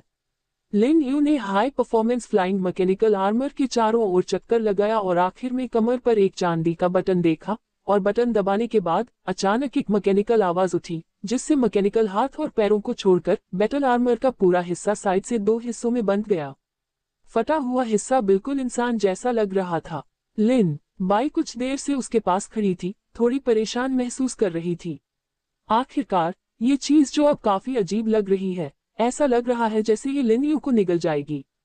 कोई बात नहीं बाई, पहले मैं इसे ध्यान से देख लूं। लिन यू ने हेलमेट वाले हिस्से को देखा तो पाया कि यह अब एक हाई एंड मॉनिटर जैसा दिखता है, जिसके अंदर आंख के साइज की एक चिप है और उसके चारों ओर सेंसर और कई अजीब पार्ट्स करीने से और सही तरीके से लगे हुए हैं। उसने एक पल सोचा, अपना पैर मैकेनिकल पैर के ऊपरी हिस्से पर रखा, और जैसे ही उसका शरीर उसमें फिट हुआ, उसने अपना सिर भी हेलमेट में रख दिया और तुरंत मशीन में कुछ अजीब बात नोटिस की। ये बहुत अच्छा फिट बैठता है, ऐसा लगता है जैसे यह मेरे लिए ही बनाया गया है। उसका हाथ मैकेनिकल आर्म के ऊपरी हिस्से से टकराया और उसके शरीर को पूरी तरह से बैटल आर्मर में धंसने के बाद एक हल्की नीली चमक तुरंत फूट पड़ी, और जैसे ही मैकेनिकल आवाज फिर से आई, लिन यू को तुरंत एहसास हुआ कि बैटल आर्मर का दूसरा आधा हिस्सा उस आधे हिस्से में पूरी तरह से मिल गया है जिसमें वह धंसा हुआ था। बैटल आर्मर में बंद लिन यू को कोई परेशानी महसूस नहीं हुई, बल्कि उसे ऐसा लगा जैसे उसने कोई आर्मर ही नहीं पहना है, एकदम आजाद। लिन यू ने अपने हाथ और उंगलियां हिलाने की कोशिश की, और जब उसने नीचे देखा तो मैकेनिकल हाथ पहले की तरह ही उसके हाथ और उंगलियों की हरकतों की नकल करने लगा। ये काम करता है। लिन यू को पहले की तरह कोई बटन या लीवर नहीं ढूंढना पड़ा, उसका हाथ जो भी करता मैकेनिकल उंगलियां भी वैसा ही करती, बहुत फ्लेक्सिबल। ये बड़ा हाथ, जो उसके अपने हाथ से कई गुना बड़ा है, धरती पर पाई जाने वाली टेक्नोलॉजी से कहीं आगे लगता है। लिन यू ने फिर से आगे बढ़ने की कोशिश की, और जल्द ही उसके नीचे का मैकेनिकल पैर भी आगे बढ़ने लगा, और लिन यू के सटीक कंट्रोल में मैकेनिकल हाथ के साथ धीरे धीरे कुछ स्टैंड किए। ये काम करता है। लिन यू काफी उत्साहित था। अब उसने इस चीज के दिखने के बारे में अपनी पिछली गलतफहमी छोड़ दी थी और सोचने लगा था कि शायद वह गलत था। इसके अलावा उन्होंने देखा कि हथेलियों और तलवों में कई नोजल लगे हैं, जोड़ते समय दिशा और एंगल को कंट्रोल करने के लिए इस्तेमाल होते हैं। लिन यू की उंगलियों ने टच बटन जैसी किसी चीज को छुआ और उन्हें छूते ही उसकी उंगलियां पूरी तरह से मशीनरी में लिपट गईं। फ्लाइट मोड शुरू हो रहा है। 29%, 56%, 100%। इनिशियलाइजेशन पूरा हो गया है। पीछे आग फेंकने वाले उड़ने वाले डिवाइस को एक्टिवेट करने के लिए अपने हाथों के पास के बटन को दोनों अंगूठों से एक साथ दबाएं। सिस्टम की महिला की आवाज से बिल्कुल अलग एक मैकेनिकल आवाज सुनाई दी, जिससे लिन यू तुरंत समझ गया कि उसे बैटल आर्मर को एक्टिवेट करने की चाबी मिल गई है। एक साथ दोनों अंगूठे दबाओ। ओह अच्छा, ये सच में जल गया। तो आगे क्या? लिन यू के पीछे आग फेंकने वाले उड़ने वाले डिवाइस से नीली बैंगनी आग निकल रही थी और लिन यू ने अपने हेलमेट से आ रहे बदलावों को महसूस किया। फ्लाइट मोड में पूरा हेलमेट पूरी तरह ट्रांसपेरेंट हो गया, जिससे उसे फ्लाइट के दौरान बिना किसी रुकावट के देखने की सुविधा मिली। वाह, ये काम करता है। जैसा अभी बताया गया था, दाहिना हाथ उठाकर फ्लाइट कंफर्म करें और फिर हाथ आगे, पीछे, बाएं, दाएं और ऊपर नीचे के डायरेक्शन के लिए मेन कंट्रोल बन जाता है। जैसे जैसे लिन यू धीरे धीरे मैकेनिकल आवाज के निर्देशों को मानते हुए ऊपर चढ़ता गया, उसने तेजी से सीखना शुरू कर दिया और जैसे जैसे वह मैनिपुलेट करता रहा, उसकी काबिलियत धीरे धीरे बढ़ती गई। लिन यू के पास प्रैक्टिस के लिए बहुत समय था और उसकी सीखने की अच्छी क्षमता ने इस high performance flying mechanical armour को कंट्रोल करना बहुत आसान बना दिया। असल में सिर्फ 1 घंटे से ज्यादा समय में लिन यू ने इस मुश्किल फ्लाइट सिस्टम में मास्टरी हासिल कर ली थी। वह इसे आसानी से हवा में उड़ा सकता था, उल्टा खड़ा कर सकता था, हवा में बिना किसी रुकावट के घूम सकता था। अगर लिन यू को इस high performance flying mechanical armour में एक कमी चुननी होती, यह जरूर इसकी बदसूरती होगी। लिन यू भी इसे देखकर हैरान रह गई। उड़ने की काबिलियत के मामले में ये पहले से ही फिल्मों में देखी गई चीजों जैसा ही है, लेकिन इसके लुक में जरूर सुधार की गुंजाइश है। थोड़ी देर आराम करने के बाद लिन यू ने एयरक्राफ्ट के ठंडा होने का इंतजार किया, फिर ग्रीनहाउस नंबर 1 में सभी सब्जियों को साफ करने के लिए ग्लास ग्रीनहाउस में गया। फिर उसने ट्रॉपिकल फलों के पेड़ों पर नजर डाली, जो पहले से ही फलों से लदे हुए थे। हमेशा की तरह अनानास बहुत सारे थे, हर 2 दिन में कटाई के लिए तैयार थे। लिन यू ने इन सभी अनानास को ट्रेड के लिए जरूरी चीजों के तौर पर वर्ल्ड ट्रेडिंग पैनल पर रखने का फैसला किया और उन्हें कुछ जरूरी सप्लाई के बदले में दे दिया, जैसे कि अलग अलग सटीक इलेक्ट्रॉनिक कंपोनेंट और एलॉय। हालांकि अब उसके पास काफी मात्रा में एलॉय हैं, लेकिन लिन यू को और एलॉय होने से कोई दिक्कत नहीं है। उसे तो ये भी लगता है कि वह थोड़ा और भी इकट्ठा कर सकता है। इस महल जैसे शेल्टर को बनाने के बाद उसने लगातार 4 ग्लास ग्रीन हाउस बनाए और एलॉय की मात्रा खर्च होती रही। उसके बाद के प्लान को देखते हुए एलॉय ऐसी चीज होगी जिसकी उसे लंबे समय तक जरूरत पड़ेगी। केले तो हद से ज्यादा हो गए हैं, है ना? एक पेड़ पर सैकड़ों फल। क्या ये लाल अमरूद झुकने की कोशिश कर रहा है? इतने सारे फल क्यों? वैक्स एप्पल और लीची एक जैसे होते हैं। हे भगवान, इन आमों का क्या? पेड़ पर पत्तों से ज्यादा फल हैं, क्या यह मुमकिन है? नारियल की क्वांटिटी नॉर्मल लग रही है, लेकिन साइज का क्या है? लगभग एक बास्केटबॉल जितना बड़ा। लगता है आज कटाई का दिन है। लिन यू ने कई ट्रॉपिकल फलों के पेड़ों और पौधों को देखा, वह अपनी सांस रोक नहीं पाई। उनकी पैदावार धरती पर देखी गई किसी भी चीज से कहीं ज्यादा है। फलों की हालत भी बहुत अच्छी है। बाय, लिटिल आइस लिजर्ड्स को बुलाओ और उन्हें इकट्ठा करने पर ध्यान दो। मुझे लगता है कि वे जल्द ही हमारे शेल्टर में सबसे व्यस्त छोटे जीव बन जाएंगे। बाय, जो उसके पीछे आ रहा था, उसने हुक्म माना और बाहर चला गया, जबकि लिन यू ने उसके हाथ से बड़ा एक आम तोड़ा और चाकू से उसका छिलका छीला और मीट को सीधा और आड़ा काटा। जल्द ही स्वादिष्ट आम का गूदा दिखाई दिया और लिन यू ने चतुराई से एक टुकड़ा काटकर अपने मुंह में डाल लिया। लिन यू को आम पसंद हैं। हर साल जब आम का मौसम होता है तो वह अपनी बचत से 1 या 2 आम खरीद कर चखते हैं। बाद में जब उसने काम से थोड़े और पैसे कमाए तो उसने कुछ ऐसी वैरायटी खरीदी जिन्हें उसने पहले ट्राई नहीं किया था। पीछे मुड़कर देखने पर वे आम, चाहे उनकी खुशबू कैसी भी हो या गूदे की शुद्धता और मोटाई कैसी भी हो, अब उनके हाथ में जो आम था उससे कहीं कमतर थे। लिन बाई छोटी बर्फ की छिपकलियों के साथ ग्रीन हाउस में लौटी और लिन यू को आम का मजा लेते देखकर वे लार टपकाए बिना नहीं रह सके, जबकि छोटी बर्फ की छिपकलियां खुशबू पाकर और भी ज्यादा उत्साहित हो गईं। बाय, जब छोटी आइस लिजर्ड आम तोड़ ले तो उन्हें हर छोटी आइस लिजर्ड को खाने के लिए दे देना। और हाँ, जियाओ मेंग और अपने लिए कुछ बचाना मत भूलना। लिन यू अपने छोटे दोस्तों को देखकर मुस्कुराया, जो इस शानदार फल में काफी दिलचस्पी ले रहे थे और उनके साथ बहुत खुश महसूस कर रहे थे। जब बाय और बाकी लोग बिजी थे, लिन यू नए बने ग्लास ग्रीन हाउस नंबर 2, 3, 4 और 5 की ओर चल पड़ी। कल उनका कंस्ट्रक्शन पूरा करने के बाद उन्होंने तुरंत बहुत सारे सर्वाइवल पॉइंट्स का इस्तेमाल करके उन्हें बहुत सारी ह्यूमस वाली मिट्टी से बदल दिया और चारों ग्रीन हाउस भरने के लिए काफी प्लांटिंग प्लेटफॉर्म बना लिए। जल्द ही लिन यू को पता चला कि ग्रीन हाउस के बाहर ह्यूमस मिट्टी का पहाड़ पूरी तरह से खा लिया गया था और चारों ग्रीन हाउस को देखने के बाद वह लिटिल आइस लिजर्ड्स की काबिलियत देखकर हैरान हुए बिना नहीं रह सका। उन्होंने सिर्फ एक दिन में ये काम कर दिखाया, जो सच में बहुत बढ़िया है। लेकिन लिन यू के पास हैरान होने के लिए ज्यादा समय नहीं था। उसने जल्दी से 4 ग्लास ग्रीन हाउस चालू किए और ड्रिप इरिगेशन सिस्टम को सेट किया, फिर बाई को कुछ लिटिल आइस लिजर्ड्स ढूंढने के लिए फिर से बुलाया। जल्द ही 50 छोटी बर्फ की छिपकलियां लिन यू के साथ बीज और आलू के कंद लगाना सीख रही थी। इसके बाद लिन यू ने सोचा कि पौधे लगाने की योजना कैसे बनाई जाए। सिर्फ पत्तेदार सब्जियां उगाना ज्यादा असरदार नहीं है। खाने की चीजों को स्टोर करने और प्रोसेस करने को ध्यान में रखते हुए लिन यू ने इस बार बहुत सारे आलू के कंद और शकरकंद के पौधे खरीदने का फैसला किया, जिससे एक ग्रीन हाउस भर गया। बाकी 2 ग्रीन हाउस में से एक लेट्यूस और पत्ता गोभी जैसी पत्तेदार सब्जियों के लिए था और दूसरा मुख्य रूप से बीन्स, सोयाबीन, खीरे और टमाटर जैसी लंबे समय तक कटाई वाली फल सब्जियों के लिए था। एक बार मैच्योर हो जाने पर रिफ्यूजी गांव में हजारों या लाखों लोगों को सप्लाई करने में कोई खास प्रॉब्लम नहीं होगी। इसके अलावा लिन यू ने बताया कि वह अकेले ऐसे नहीं है जो सब्जियां देते हैं। शुरुआती कोशिशों के बाद बचे हुए दूसरे लोगों ने धीरे धीरे कुछ पौधे लगाने के तरीके सीख लिए हैं और वे कुछ फसलें उगाने में भी कामयाब रहे हैं और उन्हें दूसरी जरूरतों के लिए वर्ल्ड ट्रेडिंग चैनल पर डाल दिया है। इस दूसरी दुनिया में फसलें धरती से कहीं ज्यादा तेजी से उगती हैं। कुछ ही दिनों में काटी जा सकने वाली सब्जियां पूरे रिफ्यूजी गांव की जरूरतें पूरी कर सकती हैं और अगर सही तरीके से उगाया जाए तो इससे भी ज्यादा। लिन यू का मानना है कि जब तक आने वाली मुसीबतें बहुत बड़ी नहीं होंगी, तब तक इंसानों की खेती की काबिलियत इस दूसरी दुनिया में जड़ें जमा लेगी और फलने फूलने लगेगी। इस सफर में लिन यू को लगता है कि सबसे जरूरी काम जो उसे करना चाहिए वह है पुराने जमाने के बड़े जानवरों को खत्म करना और एक के बाद एक शहर को साफ करना। फेई यू के साथ वहां जाने की कोई जल्दी नहीं है।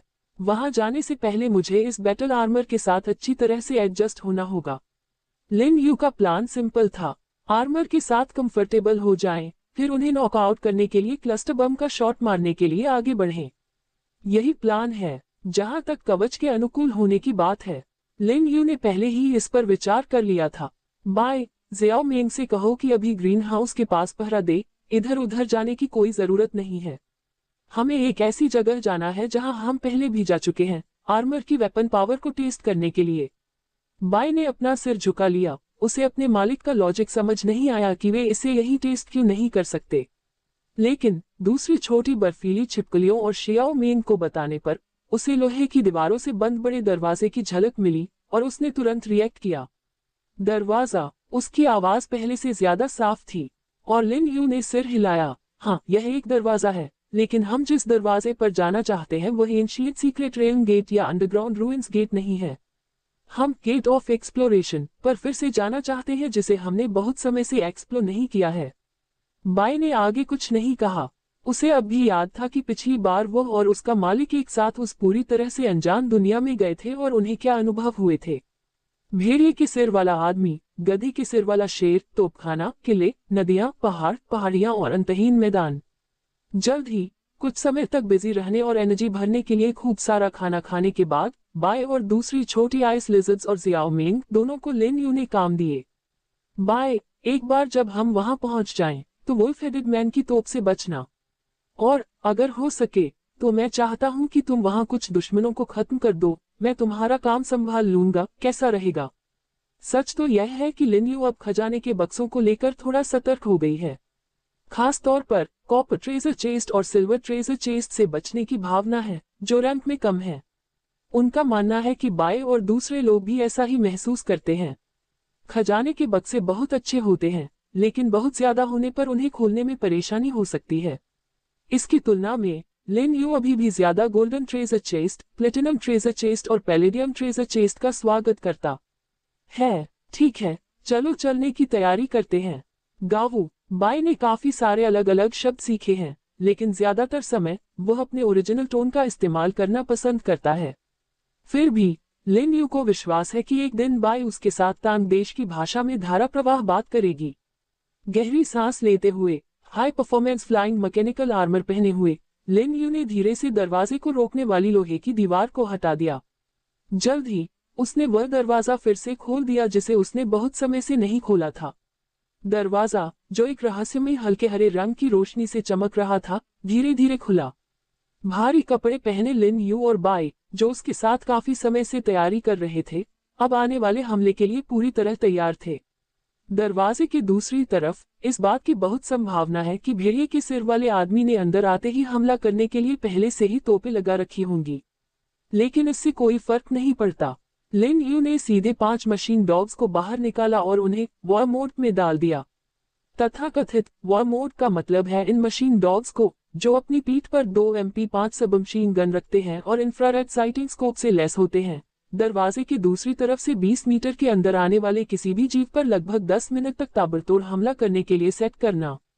बेशक लिन यू, बाय शियाओमिंग और दूसरी छोटी बर्फीली छिपकलियों को पहले से ही मशीन डॉग्स के आइडेंटिफिकेशन सिस्टम में रिकॉर्ड किया गया है, जिससे ये पक्का होता है कि उन पर बिल्कुल भी गोली न चलाई जाए।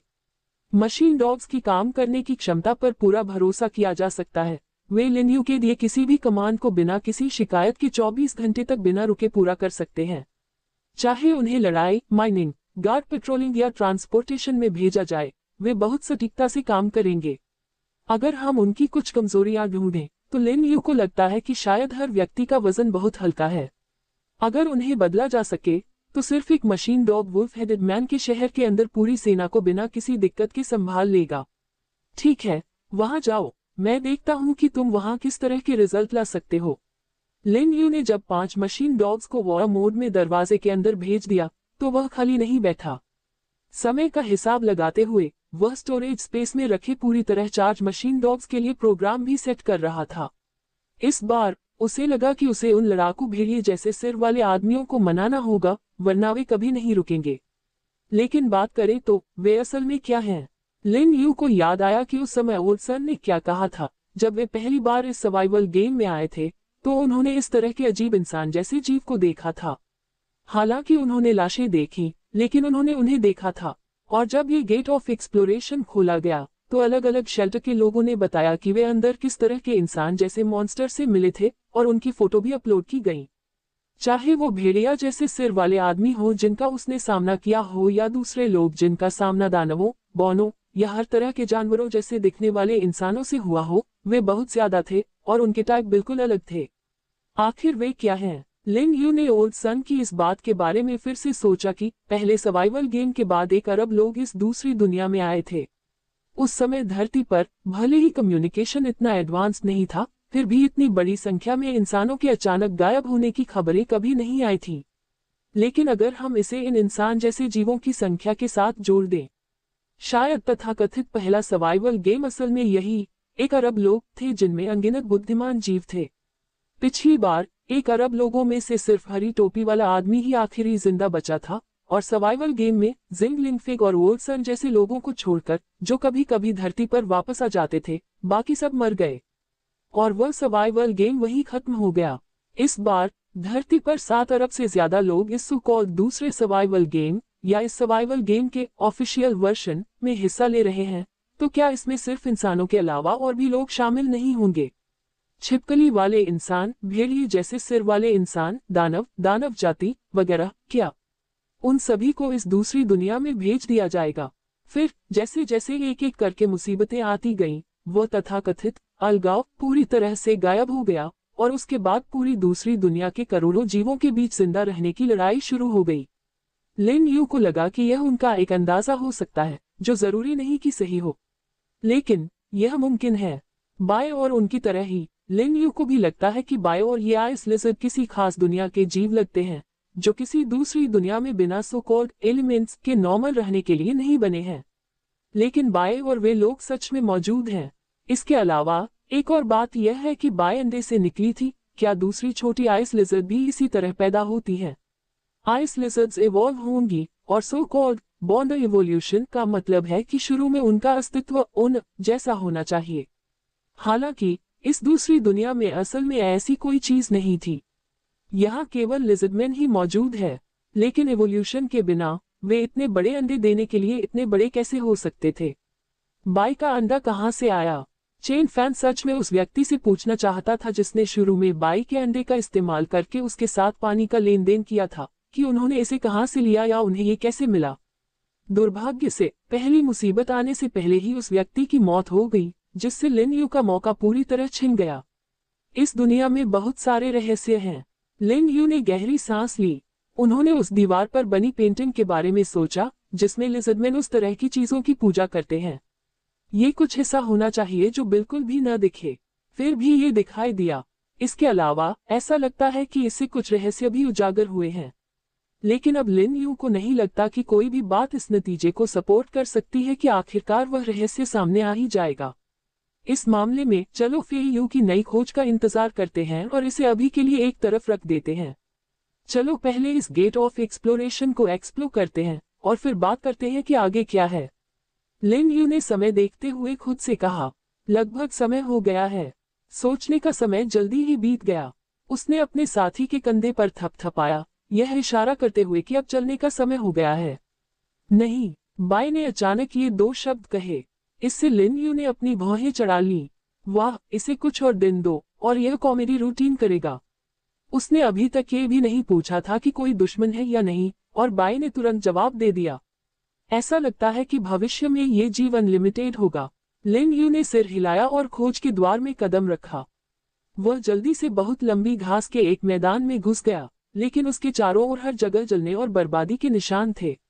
कुछ इलाकों में बड़े बड़े गड्ढे थे, जिनसे अभी भी काला धुआं ऊपर की ओर निकल रहा था। चारों ओर फैली खून की भारी गंध ने उसे चौंका दिया। ऐसा लगता है कि वुल्फ हेडेड मैन ने सच में यहाँ अपनी सेना तैनात की थी।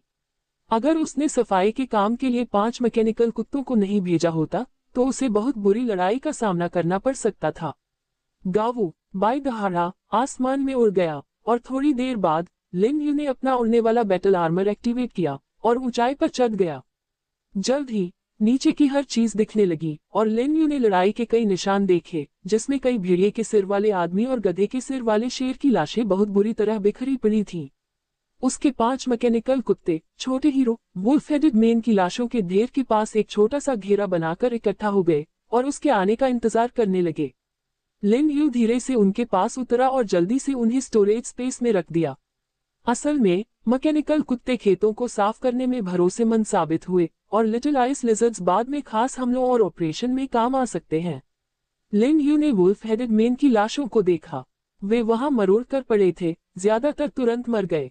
कोई भी प्राणी सिर पर लगी जानलेवा वार को नजरअंदाज नहीं कर सकता, चाहे वो इंसान हो, चाहे वो छिपकली वाले इंसान हो, और जाहिर है ये भेड़िया जैसे सिर वाले इंसान एक जैसे ही हैं। लिन यू ने एक तरफ फेंकी गई तोपों की तरफ जाने से पहले अपने कवच और हथियार इकट्ठा किए।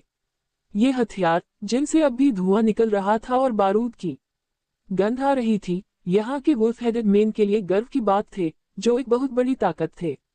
लेकिन अब फुर्तीले और ज्यादा जवाबी हमला करने वाले मैकेनिकल कुत्तों के सामने ये हथियार बोझिल, बिल्कुल बेकार सजावट बन गए। हालांकि ये बताना जरूरी है, भिखारियों या तथाकथित उस व्यक्ति पर निर्भर रहने की तुलना में जो केवल साधारण ठंडे हथियार और बारूद का उपयोग कर सकते हैं, ये भेड़िया सिर वाले लोग सभ्यता में स्पष्ट रूप से अधिक उन्नत हैं।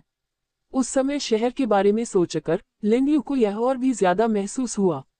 छिपकली वाले आदमी पुराने कबीलों जैसे होते हैं, जबकि भेड़िए जैसे सिर वाले आदमियों में कुछ पुराने जमाने के गुण होते हैं। जहां तक इंसानों की बात है, हालांकि वे टेक्नोलॉजी और जिंदगी में उनसे कहीं बेहतर हैं, लेकिन वे कई वजहों से मजबूर हैं और ऐसा लगता है कि उन्हें ज्यादा फायदा नहीं है। अगर मैं नहीं बल्कि फे यू यहाँ आती तो उन्हें शायद बहुत नुकसान होता, है ना? लिन यू ने सोचा। हालांकि फे यू के पास सेलेस्टियल ड्रैगन आर्मर और कई तरह के इक्विपमेंट हैं, यहाँ तक कि MP5 सबमशीन गन और G3 असॉल्ट राइफल के डिजाइन भी हैं। अगर उनका सामना वुल्फ हेडेड मैन्स कैनन से हुआ, वे शायद कुछ सेकंड भी नहीं टिक पाए। दूसरी दुनिया में फे यू का ग्रुप टॉप टियर लड़ाकों में से है, लेकिन फिर भी उसमें थोड़ी कमी है। अगर वुल्फ हेडेड मैन की दुनिया और इंसानों की दुनिया में टकराव हो, तो वुल्फ हेडेड मैन इंसानियत को पूरी तरह खत्म कर सकते हैं। इसके अलावा लिन यू को लगता है कि एक्सप्लोरेशन का ये गेट खुलने के बाद सिस्टम देर सवेर और भी परेशानी खड़ी करेगा। फिर इंसानों जैसे अलग अलग जीव और इंसान एक दूसरे पर हमला करना शुरू कर देंगे। शायद जल्द ही अगली मुसीबत आने से पहले ही इंसानों का सफाया हो जाएगा। नहीं, पौराणिक जीवों को जरूर खत्म करने की जरूरत है, लेकिन वे अभी इंसानों को नुकसान नहीं पहुंचा रहे हैं। जब तक आप सीक्रेट दायरे में नहीं जाते, आप उनसे नहीं मिलेंगे। लेकिन इन वुल्फ हेडेड मेन जायंट्स को जल्दी खत्म करने या काबू में करने की जरूरत है, नहीं तो इंसानों को सच में मुश्किल का सामना करना पड़ सकता है। हालांकि अपना चेहरा दिखाने में हिचकिचाहट और तथाकथित उद्धारकर्ता बनने में और भी ज्यादा अनिच्छा के बावजूद लिन यू को ज्यादा से ज्यादा मिशन का बोझ महसूस होता है। यहाँ तक कि कुछ अचानक आने वाले काम या वे काम जो वह बिल्कुल नहीं करना चाहता, उसका इंतजार कर रहे हैं। बिखरे हुए गधे के सिर वाले शेर के शवों को इकट्ठा करने के बाद लिन यू ने आह भरी, आसमान में उड़ रहे बाई की तरफ देखा, उसे हाथ हिलाया और अपने उड़ने वाले बैटल आर्मर को फिर से एक्टिवेट किया। बाई के साथ आगे बढ़ते हुए उसकी उड़ान की ऊंचाई कम कर दी। लक्ष्य सरल है, मैप को एक्सप्लोर करें और वुल्फ हेडेड मेन को काबू करें। एक्सप्लोरेशन में स्वाभाविक रूप से एरिया मैप के टुकड़े इकट्ठा करने होंगे, जिसके लिए लिन यू को यहाँ के म्यूटेंट जीवों और उन वुल्फ हेडेड आदमियों को मारना होगा। सबसे तेज तरीका है कि गेट ऑफ एक्सप्लोरेशन के सबसे पास वाले शहर की ओर सीधे आगे बढ़ें। मैं बेरहम नहीं बनना चाहता और मैं समझता हूँ कि हर जीव इस दूसरी दुनिया में बिना किसी परेशानी के अच्छी तरह से रहना चाहता है। इससे भी ज्यादा मैं ताकत की अहमियत समझता हूँ। लेकिन सच कहूँ तो अगर मैं सच में इन भेड़िए जैसे सिर वाले जीवों को पूरी तरह खत्म नहीं कर सकता, तो मैं उन्हें काबू में कर लूंगा। लिन यू ने सोचा जब उसने दूर भेड़िए जैसे सिर वाले जीवों का शहर देखा, जिसकी नई मरम्मत हुई थी। इस बार उसने भेड़िए जैसे सिर वाले जीवों के शहर से बाहर निकलने का इंतजार नहीं किया, बल्कि उसने शहर के ऊपर उड़कर हमला करने की पहल की। अब फ्लाइंग सूट के हथियारों के इस्तेमाल के लिए जगह थी, जिससे उन्हें इस्तेमाल करना आसान हो गया।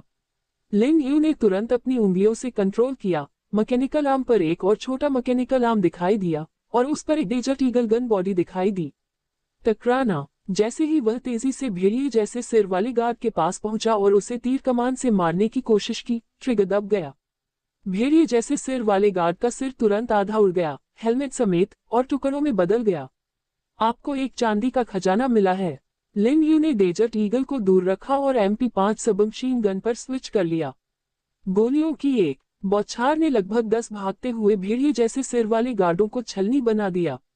लिन यू सीधे उड़कर आया, सभी 17 सिल्वर ट्रेजर चेस्ट अपने स्टोरेज स्पेस में इकट्ठा किए, फिर पूरी स्पीड से उन कुछ भेड़िए जैसे सिर वाले जीवों की तरफ दौड़ा जो चिल्ला रहे थे और अपनी तोपों से उस पर निशाना साध रहे थे।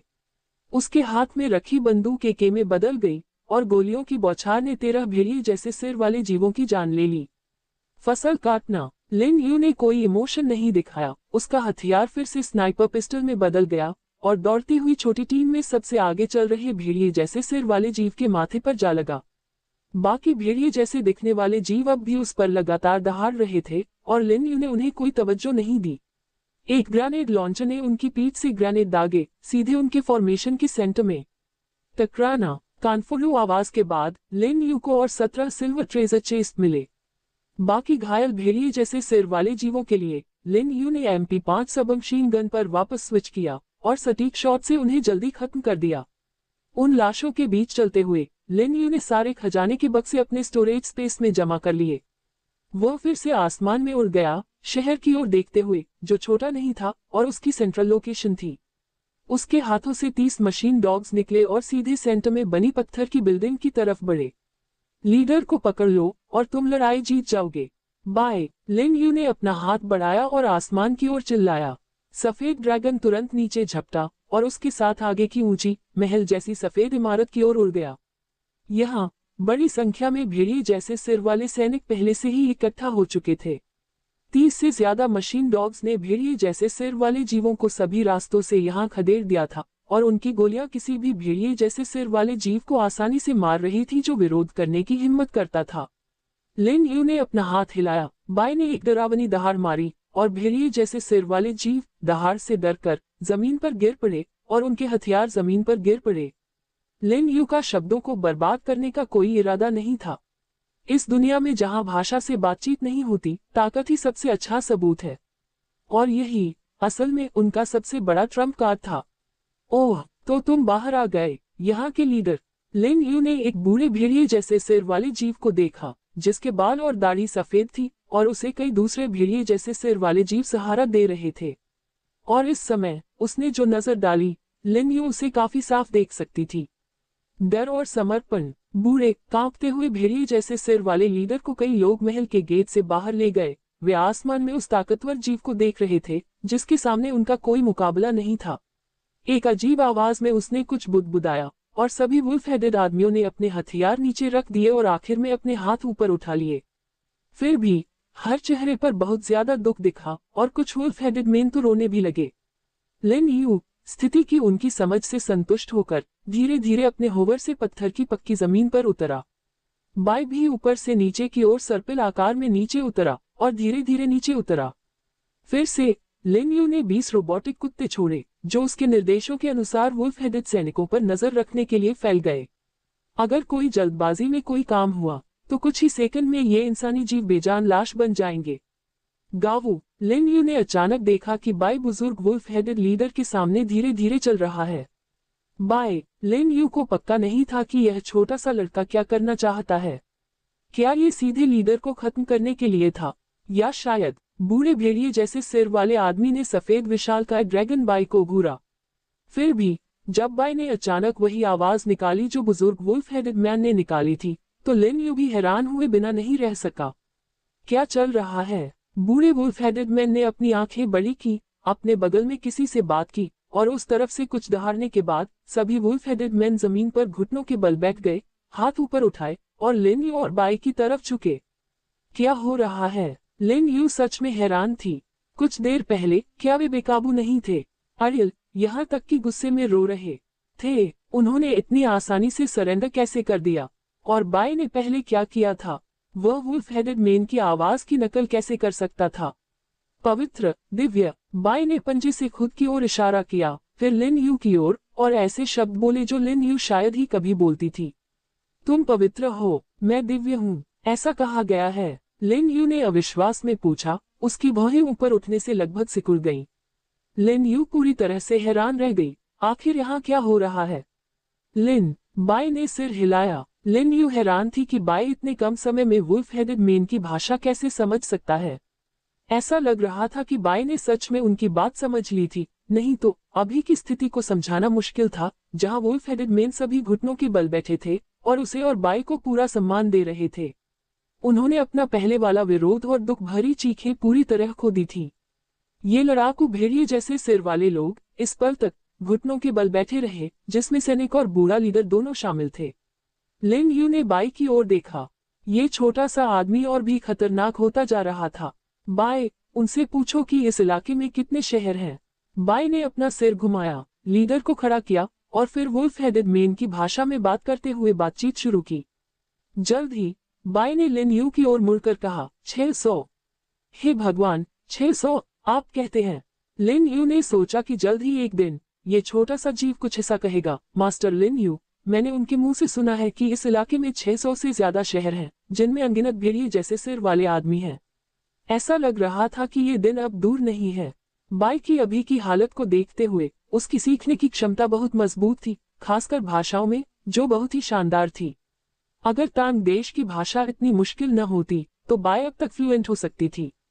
ये सोचते हुए लिन यू ने बूढ़े भेड़िया सिर वाले आदमी की ओर देखा। इस समय बूढ़ा आदमी डर और खौफ से भर गया था, कांप रहा था और बेहोश होने वाला था। बाय, अभी किसी को पास के शहर में मैसेज के साथ भेजो। बाय ने सिर हिलाया। बूढ़े भेड़िए जैसे सिर वाले आदमी से कुछ शब्द कहे और पास खड़े दो भेड़िए जैसे सिर वाले आदमियों ने कुछ सैनिकों को कुछ आदेश दिए, जो फिर कांपते हुए उठे और दूर भाग गए। बिना लड़े दुश्मन को परास्त करना स्वाभाविक रूप से सबसे अच्छा है। लिन यू हर वुल्फ हेडेड शहर में एक ही प्रोसेस से नहीं गुजरना चाहती थी, क्योंकि यह कत्लेआम जितना मजेदार हो सकता था, उतना ही ये परेशानी भरा भी था। हो सकता है कि वुल्फ हेडेड मैन इसी एक इलाके तक सीमित न रहे हों। जैसा कि उन्होंने पहले अंदाजा लगाया था, अगर वुल्फ हेडेड इंसानों की पूरी नस्ल अपने ग्रह से इस दूसरी दुनिया में आ गई, तो उनके बसाए शहरों की संख्या जरूर सिर्फ 600 नहीं होगी। उन्हें एक एक करके जीतने में पता नहीं कितना समय लग सकता है। तो अगर बिना लड़े ताकत का इस्तेमाल करके डराए बिना उन्हें काबू में करना मुमकिन हो, या जैसा अभी है वुल्फ हेडेड मैन उन्हें और बाई को दिव्य और पवित्र मानकर उनका आदर करें, तो यह आइडियल होगा। अगर नहीं तो एक बड़ा प्रदर्शन जरूर होगा जिसमें वुल्फ हेडेड मैन को दिखाया जाएगा कि रॉकेट से निकलने वाली नरक की आग कैसी दिखती है। बाय, इस शहर से 500 सैनिकों को इकट्ठा करके पास के शहर की ओर भेजो, पहले देखते हैं कि हम तेजी से आगे बढ़ सकते हैं या नहीं। लिन यू ने सच में उम्मीद नहीं की थी कि कार्रवाई इतनी आसानी से होगी। आखिरकार एक्सप्लोरेशन के गेट से अंदर आने के बाद से अब तक मुश्किल से 1 घंटा ही बीता होगा। नतीजतन इन कामों ने मक्खन में गर्म चाकू की तरह इन भेड़िए जैसे दिमाग वाले आदमियों को पूरी तरह से काबू में कर लिया, यहाँ तक कि दूसरी तरफ से पूजा करने लगे। पिछली बार भेड़िए जैसे दिमाग वाले आदमियों के हमलों की लहरों को रोकने में बहुत मेहनत लगी थी, जिससे वे सच में काफी कमजोर हो गए थे। इस बार उनका सबमिशन सच में बहुत जल्दी था। हालांकि लिन यू ने चारों ओर देखा। उसने भेड़िए जैसे सिर वाले आदमियों पर नजर डाली जो अब एक ग्रुप में बन गए थे। वे असल में उतने मजबूत नहीं लग रहे थे जितने पिछली बार उसने लड़ा था, और उनका सामान भी काफी खराब था। शायद इन 2 विजिट के बाद उसने यहाँ के सभी एलीट सैनिकों को खत्म कर दिया होगा। लिन यू को पिछली बार का वह बड़ा भेड़िए जैसा सिर वाला आदमी याद आया जिसने सोने का खजाना गिराया था। क्या वह आदमी असल में यहाँ भगवान था? जब लिन यू ये सोच ही रही थी तभी 500 लोगों का ग्रुप इकट्ठा हो गया। वे आवाज भी नहीं कर पा रहे थे, हिलना तो दूर की बात थी। बाय, उन्हें सीधे पास के शहर भेजो। चलो हम भी निकलने के लिए तैयार हो जाएं। रोबोटिक कुत्तों के प्रोग्राम रीसेट करने के बाद लिन यू ने सोचा कि अब यहाँ और रुकने की कोई जरूरत नहीं है। ये लोग चाहे जो भी करना चाहें, सब बेकार है। भले ही वह और बाई दोनों इस जगह से चले जाएं, अगर भेड़िए जैसे सिर वाले लोग गेट ऑफ एक्सप्लोरेशन में चले गए तो दूसरी तरफ से दर्जनों स्नाइपर रोबोटिक कुत्तों पर निशाना साध रहे हैं। जो भी जाने की हिम्मत करेगा वह हताहत हो जाएगा। जल्द ही जैसे ही बाय ऊपर उड़ गया, लिन यू ने फ्लाइंग बैटल आर्मर को फिर से एक्टिवेट कर दिया। हैरानी की बात है कि वे 500 आदमी असल में गधे के सिर वाले शेरों पर सवार थे, जिन्हें पता नहीं कहां से लाया गया था और वे पहले ही शहर के गेट से बाहर निकल चुके थे। वाह, उनकी स्पीड सच में धीमी नहीं है।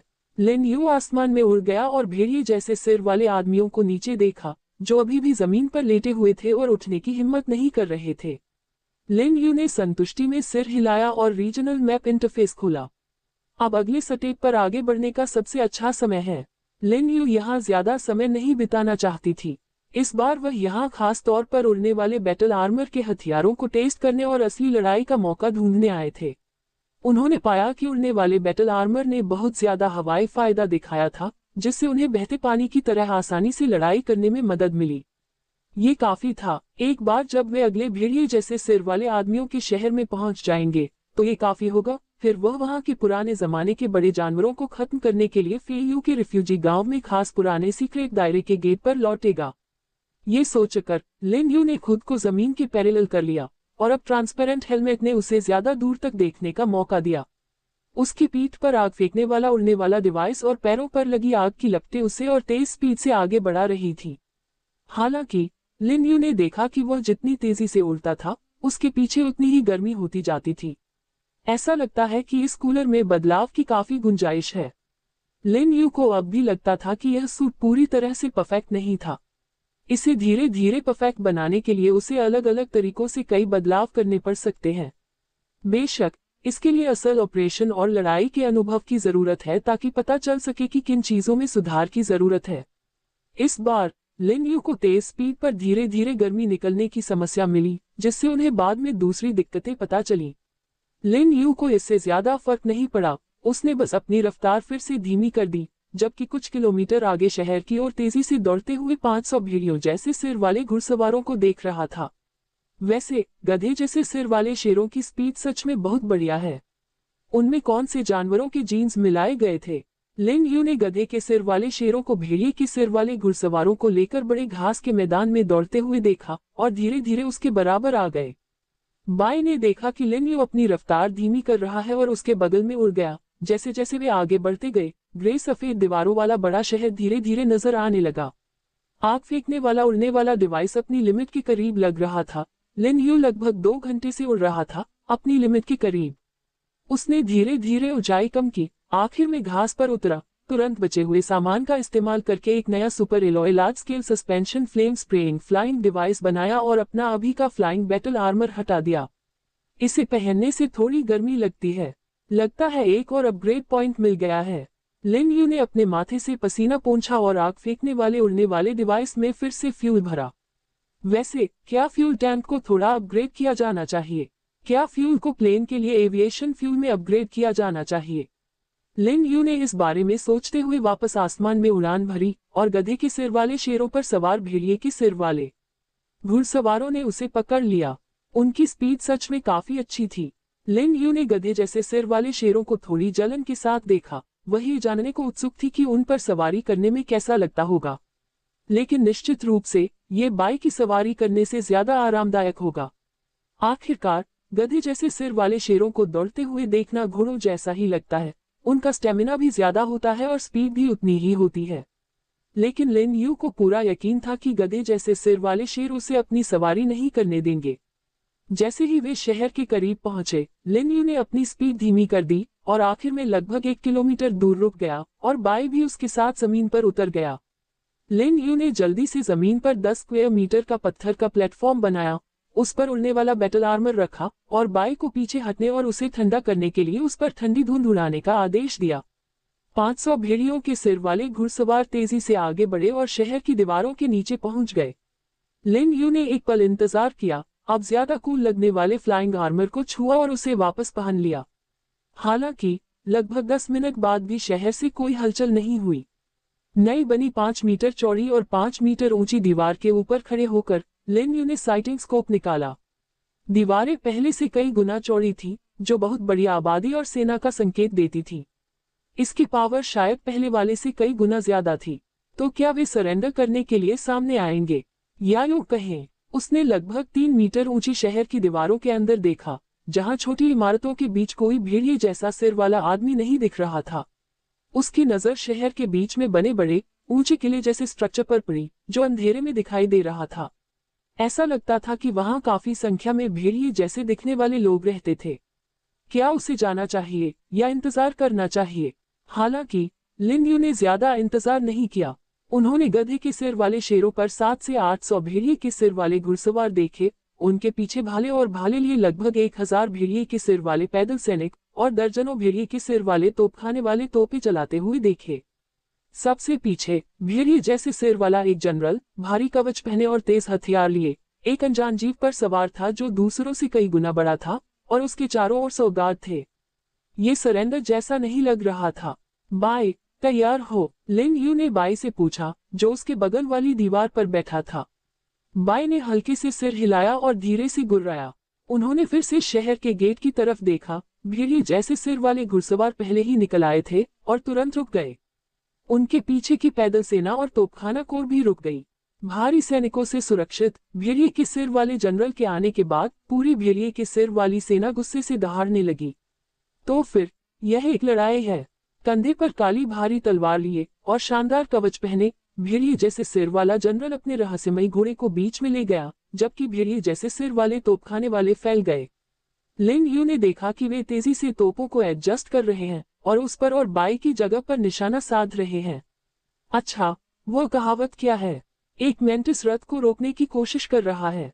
हालांकि लिन यू घमंडी नहीं बनना चाहती थी या पूरा कॉन्फिडेंस नहीं रखना चाहती थी, लेकिन अभी उसकी ताकत इन भेड़िए जैसे दिमाग वाले लोगों से पूरी तरह ऊपर थी। कुछ ऐसा है जो मैं कहना नहीं चाहता। लिन यू ने अपना सिर उठाया और ठंडी मुस्कान दी। बाई ने अपना सिर अपने मालिक की ओर घुमाया और सिर हिलाया। क्या यही तुम्हारी सारी ताकत है? तुम बेकार हो। बाई ने अपने बड़े पंख फैलाए और जोर से दहाड़ा, तूफान की तरह, बिजली की तरह। लिन यू उड़ने वाले बैटल आर्मर पहने हुए तोपों की गर्जना से 1 सेकंड पहले ही भेड़िए जैसे सिर वाले जनरल के सामने पहुंच गया। 2 डेजर्ट ईगल्स उसकी बाहों के दोनों तरफ से निकले और तुरंत गोलियां चलाने लगे। मस्त है। कवच पहने हुए भेड़िए जैसे सिर वाले जनरल के पास रिएक्ट करने का समय नहीं था और उसके मीडियम हेलमेट से बाहर निकली आंखें और उसका लंबा मुंह गोलियों की आवाज से चकनाचूर हो गए। उसी समय बाई आसमान में एक सफेद राक्षस में बदल गया और अपनी धारदार पूंछ, दरांती जैसे पंखों और पंजों से भेड़िए जैसे सिर वाले घुड़सवारों में आतंक मचा दिया। तूफान के नीचे भेड़िए जैसे सिर वाले आदमियों की चीखें लगातार गूंज रही थी, जैसे अभी हेल। इस समय वुल्फ हेडेड जनरल को मारने के बाद लिन यू आसमान में उड़ गया और जमीन पर जमा wolf headed men heavy armour guards के ग्रुप पर 3 ग्रेनेड दागे। बूम! लगभग एक साथ हुए धमाके से जमीन में एक बहुत बड़ा गड्ढा बन गया। जिन हेवी आर्मर गार्ड्स ने काउंटर अटैक करने की कोशिश की, वे शॉकवेव से टुकड़े टुकड़े हो गए और उनके अवशेष बिखर गए। बेशक वुल्फ हेडेड जनरल और हेवी आर्मर गार्ड्स से निकले गोल्डन ट्रेजर चेस्ट और 63 सिल्वर ट्रेजर चेस्ट को लिन यू ने तुरंत उठा लिया। MP5 सबमशीन गन ने आसानी से भेड़िए के सिर वाले पैदल सैनिकों को पीछे धकेल दिया, जो होश में आ गए थे, जबकि बाई ने लिन यू को कवर दिया और सफेद बवंडर ने फिर से दर्जनों भेड़िए के सिर वाले आदमियों को टुकड़ों में काट दिया। एक छोटी सी लड़ाई के बाद लगभग 1000 वुल्फ हेडेड मैन पूरी तरह से युद्ध के मैदान में लाशों की तरह रह गए। बाय और लिन यू फिर से आसमान में उड़ गए और दूर सबसे ऊंचे महल को देखने लगे। हालांकि मैं लगातार हिंसा का सहारा नहीं लेना चाहता, बाय, लेकिन अभी तो यही हमारा सबसे असरदार ऑप्शन लगता है। लिन यू ने ऊपर देखा और आगे की ओर देखने लगी। अनगिनत लिजर्डमैन सैनिक चींटियों की तरह घनी भीड़ में बाहर निकल रहे थे। असल में, बाय, तुम स्विच संभाल लोगी, मैं बाद में सैकड़ों या हजारों सिल्वर ट्रेजर चेस्ट नहीं बनाना चाहती, ये थकाने वाला है। लिन यू ने स्टोरेज स्पेस से उस बड़ी चीज को जमीन पर रख दिया। सेल्फ प्रोपेल्ड ग्रेनेड तोप। यह आयरन बीस्ट अभी अपने डेब्यू के लिए खून भी चाहता है। लिन यू ने अपना सिस्टम टैबलेट निकाला, जिसमें सेल्फ प्रोपेल्ड ग्रेनेड कैनन के लिए फायरिंग स्विच और निशाना लगाने वाला डिवाइस था। हल्के से दबाने पर यह डरावनी वॉर मशीन दहाड़ेगी और किले के गेट की तरफ से हमला करने वाले भेड़िए जैसे सिर वाले आदमियों को उड़ा देगी और उन्हें कीमा बना देगी। लिन यू के पास गया, टैंक जैसी सेल्फ प्रोपेल्ड ग्रेनेड कैनन को देखा और तुरंत लिन यू के कहे अनुसार किया और अपने बड़े पंजे से स्विच दबाया। Boom boom boom! अजीब सी दहाड़ने वाली आवाज के साथ सेल्फ प्रोपेल्ड ग्रेनेड कैनन ने अपने पहले डेब्यू के दौरान जोरदार दहाड़ लगाई। 3 राउंड, जिसमें 9 गोले गरजते हुए निकले, ने आसानी से हमला कर रही वुल्फ हेडेड इन्फेंट्री रेजिमेंट को चकनाचूर कर दिया और कुछ गोलों ने तो शहर की मजबूत दीवारों में भी बड़े बड़े छेद कर दिए, जिससे शहर के अंदर कुछ इमारतों में जंग की आग लग गई। भेड़िए के सिर वाली सेना जो अभी अभी आगे बढ़ी थी, अचानक किसी और चीज से बेपरवाह हो गई और शहर में पीछे हट गई, और लिन यू अपने पास ग्रेनेड तोप को देखकर खुश दिख रहा था। क्या यह आदमी बाद में हजारों लिजर्डमैन से निपटने में भी उतनी ही सफाई से काम करेगा? आसानी से अविश्वासी भेड़िया सिर वाले सैनिकों को हराकर लिन यू और बाय ने दीवारों पर खड़े हैरान भेड़िया सिर वाले गार्ड को नजरअंदाज किया और सीधे बड़े शहर राज्य में उड़ गए। जल्दी से दबाने के लिए लिन यू ने मैकेनिकल कुत्ते को छोड़ दिया, उसे डिस्ट्रक्शन मोड पर सेट कर दिया और सड़क पर वुल्फ हेडेड इन्फेंट्री रेजिमेंट के लिए मदद के खिलाफ एक खतरनाक शिकार लड़ाई शुरू कर दी। खून धीरे धीरे इस शहर राज्य की मुख्य सड़क पर फैल गया और लिन यू और बाय बड़े महल के ऊपर पहुंच गए। बाय आसमान में ऊपर चक्कर लगा रहा था, लगातार दहाड़ रहा था, जबकि महल से निकल रहे हजारों भेड़िए जैसे सिर वाले आदमी और जो लोग पहले सरेंडर के लिए मनाने आए थे, वे सब जमीन पर एक साथ घुटनों के बल बैठे थे। लिन यू ने महल के चारों ओर के रास्तों को देखा, जहां मैकेनिकल कुत्तों ने तबाही मचा दी थी। उन्होंने उन भेड़िए जैसे सिर वाले आदमियों को, जो उन्हें हराना चाहते थे, विरोध करने लायक नहीं छोड़ा और बिना कोई निशान छोड़े भाग गए, सिर्फ कुछ लाशें ही छोड़ गए। लिन यू को कुछ जाना पहचाना सा लगा, जैसे यह अभी अभी हुआ हो, फिर भी वह हैरान नहीं हुआ। आखिरकार बात हमेशा इसी पॉइंट पर आती है। बाय के साथ ऊंचे आसमान से नीचे उतरते हुए बाय ने भेड़िए के सिर वाले आदमी पर 2 बार भौंका, जो नेता या मालिक लग रहा था, और इस बार लिन यू को यह नजारा छोटे शहर राज्य जैसा लगा। दिव्य और पवित्र है ना? बाय, इस बार उन्हें अपनी सारी सेना पास के शहर राज्यों को मनाने के लिए भेज दो। अगर यह काम नहीं करता है तो लड़ो, उन्हें आपस में लड़ने दो। अब हमारे वापस जाने का समय है, लिन यू ने ऑर्डर दिया और बाय ने लगभग उसी समय इसके बारे में सोचा। खोज के द्वार के दूसरी ओर भेड़िया सिर वाले मनुष्यों का खतरा अभी भी मौजूद है, लेकिन 2 बड़े और एक छोटे शहर राज्यों पर इन लगातार हमलों से उन्हें पावर में बड़े अंतर का एहसास हो जाना चाहिए था। और यही वह बात है जो लिन यू चाहती थी कि वे जाने और समझें। चाहे कोई भी भगवान हो या संत, लिन यू को लगा कि उसने अपना संदेश दे दिया है और अब यह इन भेड़िए जैसे दिमाग वाले लोगों पर था कि वे इसे खुद हल करें। उसे वहां शेल्टर में वापस जाना होगा और फिर वहां से फेयू के रिफ्यूजी गांव जाना होगा। इसके बाद उसे अभी भी खास पुराने सीक्रेट रेल गेट की ओर जाना है, उससे गुजरना है और फिर वहां के पुराने बड़े जानवर को खत्म करना है। जहां तक यहाँ के भेड़िए जैसे दिमाग वाले लोगों की बात है, तो यह वैसे भी बस एक तथाकथित वार्म अप है। एक बार जब पौराणिक विशाल जानवर खत्म हो जाएगा, तो लिन यू को लगता है कि वह इस इलाके को अच्छी तरह से साफ कर सकता है। बेशक, अगर यहाँ के भेड़िए जैसे दिमाग वाले लोग इतना अच्छा काम करते हैं कि दूसरे भेड़िए जैसे दिमाग वाले लोगों को पता चल जाए कि वह और बाई बिल्कुल अजेय हैं, उनके पास जबरदस्त ताकत है, जिससे दूसरे भेड़िए जैसे दिमाग वाले शहर राज्य उन्हें इज्जत से भगवान और संत कहने लगेंगे, तो शायद कत्लेआम की जरूरत ही न पड़े। लिन बाई ने खोज के द्वार की ओर इशारा किया, ये संकेत देते हुए कि लिन यू वापस आ सकता है। इसने भेड़िए जैसे दिमाग वाले लोगों को निर्देश दिया था और सच में उन्हें काफी सेना भेजी थी, अलग अलग गेट से सूचना देकर, जैसा कि पिछले शहर राज्य में किया गया था। यहाँ वार्म अप खत्म हो गया है, इसलिए उसे तुरंत वापस लौटना होगा। किए जाने वाले काम पहाड़ों जितने बड़े हैं। हालांकि इस बार लिन यू ने फ्लाइंग बैटल आर्मर को पूरी तरह से अपना लिया है और इसकी कुछ कमियों का पता लगा लिया है। बेशक, अभी भी सिल्वर ट्रेजर चेस्ट का ढेर है और एक गोल्डन ट्रेजर चेस्ट है, सभी को फायदा होता है। चलो बाय, और थोड़ी स्पीड बढ़ाओ। हवा में वापस ऊपर उठते हुए लिन यू ने super alloy large scale suspension flame spraying flying device को 2 बार आगे पीछे किया, फिर गेट ऑफ एक्सप्लोरेशन के पास वापस आ गया। हालांकि लिन यू तुरंत वहां से नहीं गया, बल्कि उसने खजाने के बक्से खोलने शुरू कर दिए। इस बार बाय, अगर तुम इन्हें नहीं खोलना चाहती तो भूल जाओ, मैं इसे सह सकती हूँ। लिन यू ने यहाँ मिले सभी खजाने के बक्सों को करीने से सजाया और फिर एक गहरी सांस ली। मैं भी यह करूंगी, बाई ने हैरानी से ये 3 शब्द कहे, जिससे लिन यू काफी हैरान हो गई। ये बात भेड़िए जैसे दिमाग वाले लोगों द्वारा उन्हें पवित्र कहने से भी ज्यादा हैरानी की बात है। हे भगवान, अभी तो बस कुछ ही घंटे हुए हैं, आपकी प्रोग्रेस बहुत तेज है। क्या 5 या 6 शब्द या एक वाक्य भी कल या परसों संभव है? हाँ, ये बहुत बढ़िया है, एफिशिएंसी दोगुनी हो गई। लेकिन बाय, अगर तुम उन्हें खोलना नहीं चाहते तो तुम्हें जबरदस्ती करने की जरूरत नहीं है। दर्द भरे चेहरे के साथ खोलने से काम नहीं चलता, लिन यू ने कहा और एक सिल्वर ट्रेजर चेस्ट खोलना शुरू किया। आपको reason map fragment middle X1 small radio X1 मिला है। अच्छा, पहले जैसा ही सभी चीजें औसत दर्जे की हैं। लिन यू ने सिस्टम की बात न मानकर सीधे खजाने की पेटी से सामान अपने स्टोरेज स्पेस में रख लिया और उन्हें एक एक करके खोला। इस बीच बाय एक बिना इमोशन वाली ट्रेजर चेस्ट खोलने वाली मशीन में बदल गई और एक चेस्ट खोलने के तुरंत बाद बिना कोई निशान छोड़े चली गई। जल्द ही लगभग 200 सिल्वर ट्रेजर चेस्ट खोले गए। लिन यू ने आखिरी गोल्डन ट्रेजर चेस्ट को देखा। आपको small destructive robot design X1 high performance tract engineering robot design X1 मिला है। जैसा कि गोल्डन ट्रेजर चेस्ट से उम्मीद थी, लिन यू को उम्मीद नहीं थी कि इस बार 2 अच्छे डिजाइन प्लान सामने आएंगे। ये काफी हैरानी की बात है। एक छोटा खतरनाक रोबोट सिस्टम की पहचान से पता चलता है कि ऐसे रोबोट दुश्मन की मैकेनिकल यूनिट्स को अच्छे से खत्म कर सकते हैं, इन मशीनों को आसानी से टारगेट करके तोड़ सकते हैं, जिससे उनकी मोबिलिटी पूरी तरह से रुक जाती है, उनकी अटैक पावर काफी कम हो जाती है, वगैरह।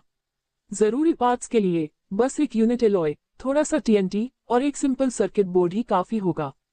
और लिन यू के पास इनमें से बहुत सारे हैं। बस मेरे दुश्मन अभी के लिए सबसे खतरनाक भेड़िए जैसे दिमाग वाले लोग हैं, किसी के पास मशीन वाली यूनिट नहीं है।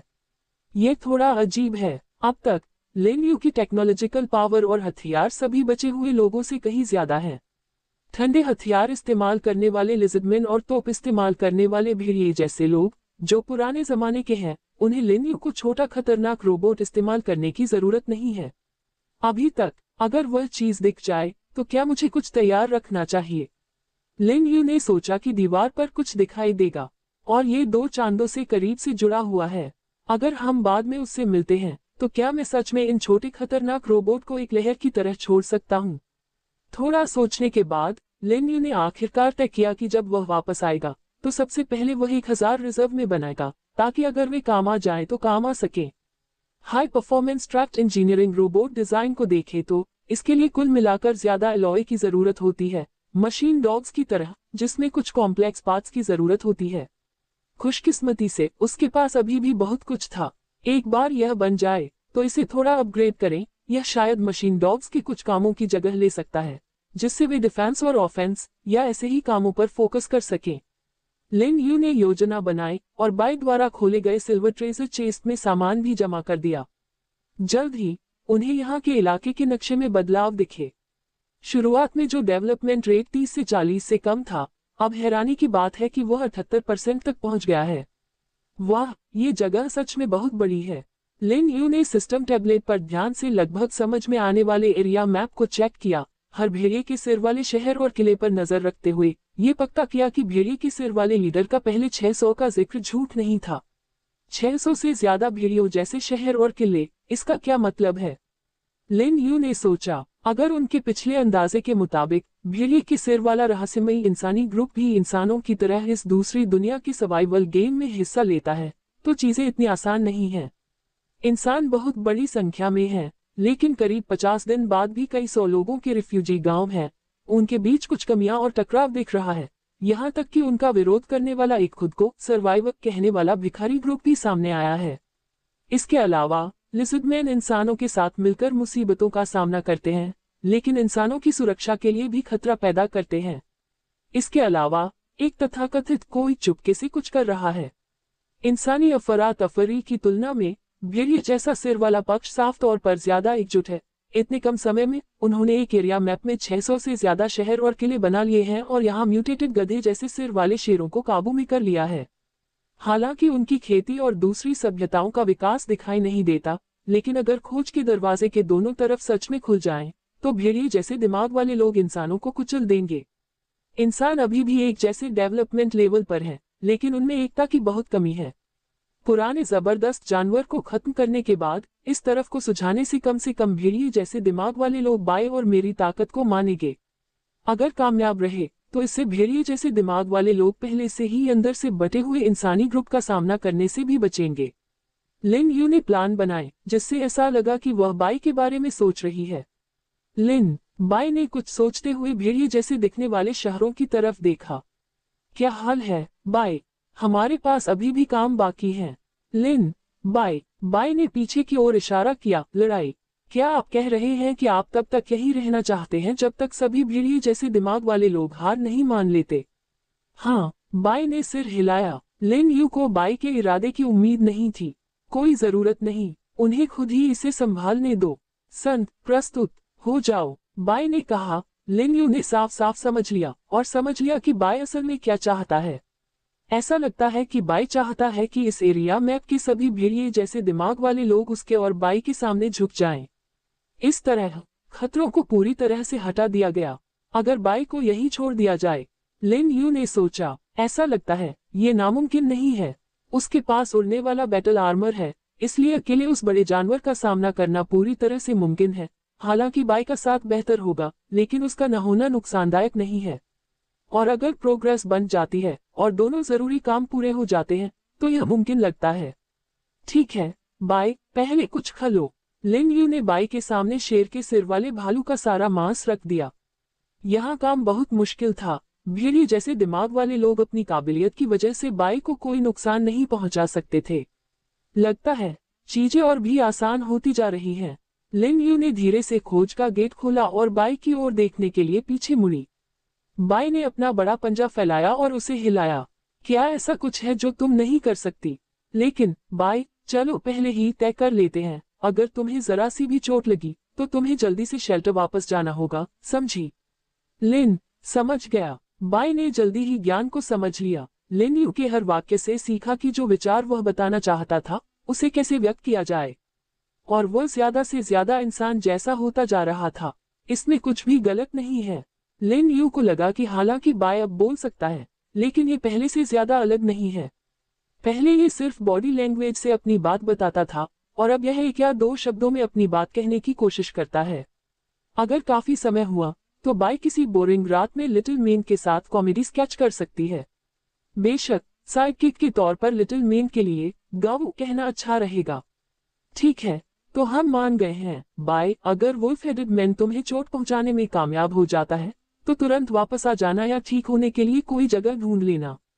खुद पर जोर मत डालना, और मुझे लगता है कि तुम्हें आज रात तक शेल्टर में वापस आना होगा। क्या तुम इसका वादा कर सकती हो?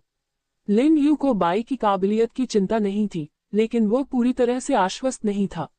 आखिरकार वुल्फ हेडेड मेन के पास पक्का नंबरों का फायदा है, साथ ही उनके पास तोपें हैं जो दूर तक मार कर सकती हैं, जिस पर ध्यान देना जरूरी है।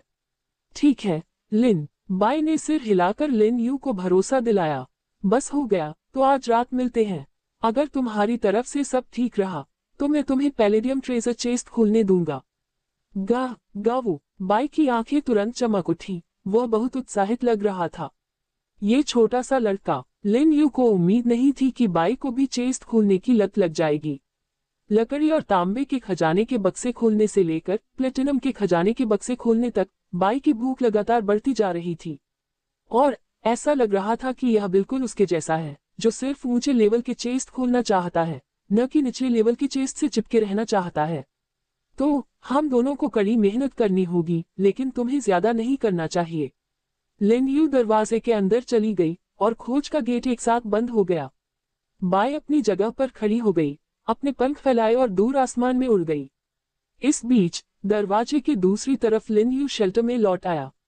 गेट ऑफ एक्सप्लोरेशन का काम बाई को सौंपा गया था और उसे उस पौराणिक विशालकाय जानवर को नीचे लाना था। हालांकि वहां जाने से पहले कुछ तैयारियां करना जरूरी था। फ्लाइंग बैटल आर्मर की कमियों को ठीक से ठीक करना होगा, नहीं तो अगर यह जरूरी समय पर फेल हो गया तो रोने में बहुत देर हो जाएगी। एक और फ्लाइंग बैटल आर्मर बनाने की लागत बहुत ज्यादा है और लिन यू को मैकेनिकल आर्म्स और मैकेनिकल लेग्स जैसे कई जरूरी पार्ट्स नहीं मिल पाए, इसलिए वह सिर्फ मौजूदा फ्लाइंग बैटल आर्मर को ही अपग्रेड कर सका। हालांकि वह इसे बदलने के लिए अभी भी एक super alloy large scale suspension flame spraying flying device बना सकता था, लेकिन बैटल आर्मर की सुविधा उस डिवाइस से मेल नहीं खा सकती थी। छोटी बर्फ की छिपकलियां बहुत बिजी थीं और लिन यू उन्हें परेशान नहीं करना चाहता था, इसलिए वह सीधे अलग अलग वेयरहाउस में गया। कुछ अलॉय और अलग अलग पार्ट्स मिलने के बाद वह उस जगह में गया जिसे अब एक सिंपल वेयरहाउस ओरिजिनल शेल्टर के तौर पर इस्तेमाल किया जाता था। उसने फ्लाइंग बैटल आर्मर को जमीन पर रखा और फ्लेम थ्रोइंग फ्लाइंग डिवाइस का कूलम डिवाइस ढूंढने के लिए intermediate universal upgrade design map निकाला। फ्लाइंग बैटल आर्मर के फ्लाइंग डिवाइस कूलम सिस्टम को अपग्रेड करने के लिए आपको copper X2, refrigerant X2, high performance fan X2, automatic device X1, high speed motor X2 की जरूरत होगी। वाह, इसके लिए बहुत कुछ चाहिए। हालांकि लिन यू के पास ये सब चीजें थीं। ये बताना जरूरी है कि एयरपोर्ट से इकट्ठा किए गए अलग अलग मटेरियल ने अलग अलग एरिया में उनकी हाल की प्रोडक्शन जरूरतों में काफी मदद की थी। लिन यू ने जल्दी से एक एयरक्राफ्ट को खोलकर उसमें से कुछ चीजें निकाली, साथ ही पहले से खोली गई चीजों से रेफ्रिजरेंट वगैरह इकट्ठा किए। बहुत जल्द सफेद रोशनी की चमक के साथ फ्लाइंग बैटल आर्मर के फ्लाइंग डिवाइस कूलम सिस्टम को और अपग्रेड कर दिया गया। इसके बाद लिन यू ने एक और आइडिया सोचा, उड़ने वाले डिवाइस के फ्यूल टैंक को बड़ा करना और जरूरी फ्यूल को एविएशन फ्यूल में बदलना। एविएशन फ्यूल में आमतौर पर ज्यादा तापमान पर जमने और धमाके का खतरा कम करने के लिए कई तरह के एडिटिव्स होते हैं, जो बेहतर कूलिंग सिस्टम के लिए पूरी तरह से अच्छे हो सकते हैं। और यह एविएशन फ्यूल रोजाना पेट्रोलियम रिवर बेस पर बनाया जाता था। जिस एयरक्राफ्ट को उसने अभी तक खोला नहीं था, उसे देखकर लिन यू के मन में एक और नया आइडिया आया। अगर उसने ऑटोमेटिक कंट्रोल डिवाइस लगा दिए तो क्या वह प्लेन को किसी भी जगह तक ले जा सकता है? हालांकि सैटेलाइट और अलग अलग नेटवर्क के बिना प्लेन उड़ पाएंगे या नहीं, यह अभी भी एक सवाल है। और लिन यू ने सोचा कि अगर वह इतनी बड़ी चीज को चलाना चाहता है तो उसे सिर्फ एक सिंपल ऑटोमेटिक कंट्रोल डिवाइस की जरूरत नहीं है। उन्हें इस डिवाइस को थोड़ा अपग्रेड भी करना होगा ताकि ये देख सके कि यह किस रूप में बदल सकता है। फ्लाइंग बैटल आर्मर को थोड़ा बदलने के बाद लिन यू ने अपने स्टोरेज स्पेस को देखा, जहां केवल 2 advanced universal upgrade design map बचे थे। वह फ्लाइंग बैटल आर्मर को आयरन मैन के सूट जैसा बनाने के लिए काफी उत्सुक थे। आयरन मैन जैसा आर्मर दिखने में बहुत साई-फाई जैसा और बहुत ज्यादा शानदार, जबकि लिन यू का अपना आर्मर एक मिडिवल आर्मर जैसा था जिसमें एक उड़ने वाला डिवाइस भी था, जो देखने में थोड़ा सादा लग रहा था। लिन यू को समझ नहीं आ रहा था कि इस उड़ने वाले मैकेनिकल आर्मर के बारे में कैसे बताए। हालांकि सेलेस्टियल ड्रैगन बैटल हेलमेट और सेलेस्टियल ड्रैगन आर्मर अपने आप में काफी शानदार लग रहे थे और उनसे बहुत ज्यादा पावरफुल ऑरा निकल रहा था, लेकिन जब इसे काफी टेक्नोलॉजिकल आग फेंकने वाले उड़ने वाले डिवाइस और उन मैकेनिकल हाथों और पैरों के साथ मिलाया गया तो ये थोड़ा अजीब लगा। वैसे भी अगर मैं किसी को ढूंढने के लिए यह चीज पहनती हूँ तो वे बदकिस्मत होंगे और मुझे इस बात का डर नहीं है कि लोग क्या कहेंगे। लिन यू ने इस बारे में सोचा और थोड़ा रिलैक्स हो गई। Advanced universal upgrade design map को पकड़े हुए लिन यू ने कुछ देर तक उसे देखा और फिर बैटल आर्मर पर नजर डाली। अगर मैं इसे दोबारा इस्तेमाल करूं, तो क्या मैं इसे अपग्रेड कर सकता हूं? उन्होंने एक बार फिर उस पर advanced universal upgrade design map रखा। High performance flying mechanical armour को एक बड़े कंट्रोल किए जा सकने वाले ह्यूमनॉइड कॉम्बैट डिवाइस में अपग्रेड करने के लिए titanium alloy X550, precision cockpit alloy X20, बड़ा LCD display X3, ultra precision computer console, precision electric push rod X2 की जरूरत होती है। लिन यू ने जल्दी से advanced universal upgrade design map निकाल लिया। वह सिस्टम को आगे जरूरी चीजों के नाम बताते हुए सुनना भी नहीं चाहता था। हे भगवान, इस उड़ने वाले मैकेनिकल आर्मर को बड़े कंट्रोल किए जा सकने वाले ह्यूमनॉइड कॉम्बैट डिवाइस में अपग्रेड करना कुछ और ही है। इसके अलावा सिर्फ टाइटेनियम एलॉय के लिए 550 ब्लॉक की जरूरत होती है। कोई सोच सकता है कि यह चीज कितनी बड़ी होगी। बड़े कंट्रोल किए जा सकने वाले ह्यूमनॉइड कॉम्बैट डिवाइस की बात करें तो गुंडम। लिन यू को एक एनिमे का रोबोट याद आया जिसे उसने पहले अपने क्लासमेट के साथ देखा था।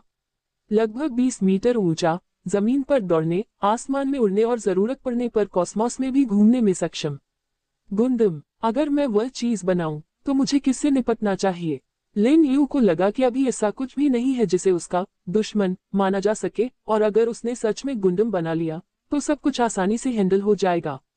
इसके अलावा अगर वह चीज होती, तो क्या पौराणिक बड़े जानवरों से निपटना सब्जियां काटने जितना आसान होता? हालांकि अब उसे ऐसा लग रहा था, उन बड़े अनाड़ी जीवों से निपटते हुए उसे बस उनके पीछे उड़ना था और लोकल धमाका करने के लिए क्लस्टर बम का इस्तेमाल करना था।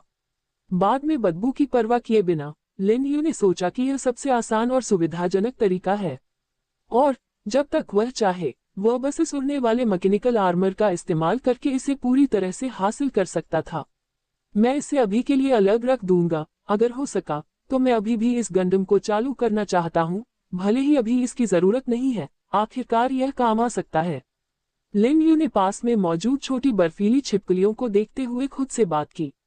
वे अभी भी बिजी थे और सीक्रेट रेल में भेजे गए लोग अभी तक वापस नहीं आए थे। ऐसा लगा कि और समय चाहिए था। इस बार लिन यू ने कोई छोटी बर्फीली छिपकली लाने का प्लान नहीं बनाया था, क्योंकि छोटी मीन के लिए लिन यू चाहती थी कि वह आराम करे। रोबोट कुत्तों को थोड़ा व्यवस्थित करने के बाद लिन यू ने फिर से फेयू से संपर्क किया। क्या आप अभी भी रिफ्यूजी विलेज में हैं? जल्द ही, फेयू ने एक वॉइस मैसेज भेजा। हाँ, अभी कुछ देर पहले ही वापस आई हूँ। लिन यू, क्या तुम आ रही हो? क्या तुमने पहले अंडरग्राउंड खंडहरों में जाकर कुछ नया खोजा था? लिन यू रेगुलर तौर पर फेयू के साथ इन टॉपिक्स पर बात करती थी, जो फेयू के लिए लिन यू के साथ रोज बातचीत करने के लिए जरूरी थे। आखिरकार अंडरग्राउंड खंडहर कई चीजों से जुड़े हुए थे। दीवार पर बनी पेंटिंग में कुछ डरावना दिखाया गया था, लेकिन उसे समझना मुश्किल था। फेयू को जो कुछ भी था उससे जुड़ी और चीजों को देखने की जरूरत थी। बेशक लिजर्डमैन को अभी भी खत्म करना जरूरी था, नहीं तो उन्हें इन इंसान जैसे जीवों से लगातार परेशानी और हमलों का सामना करना पड़ता। कुछ खोजें हुई हैं। फेयू मुस्कुराए। हमारी 20 लोगों की टीम अब अंडरग्राउंड खंडहर वाले हिस्से को समतल कर सकती है, और हमने पाया है कि लिजर्डमैन खत्म होने के करीब लग रहे हैं। विलुप्ति। लिन यू थोड़ा हैरान हुआ। तुमने ज्यादा तो नहीं कर दिया और बहुत सारे लिजर्डमैन को नहीं मार दिया, है ना?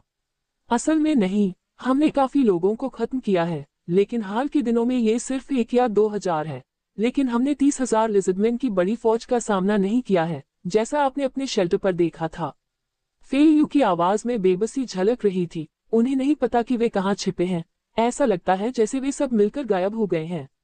गायब होना। 30,000 छिपकली पुरुषों की बात करते हुए लिन यू को तथाकथित खोया हुआ दिव्य हॉल, विशाल मूर्ति और बड़े मुंह में रत्नों वाला वह मंच भी याद आया।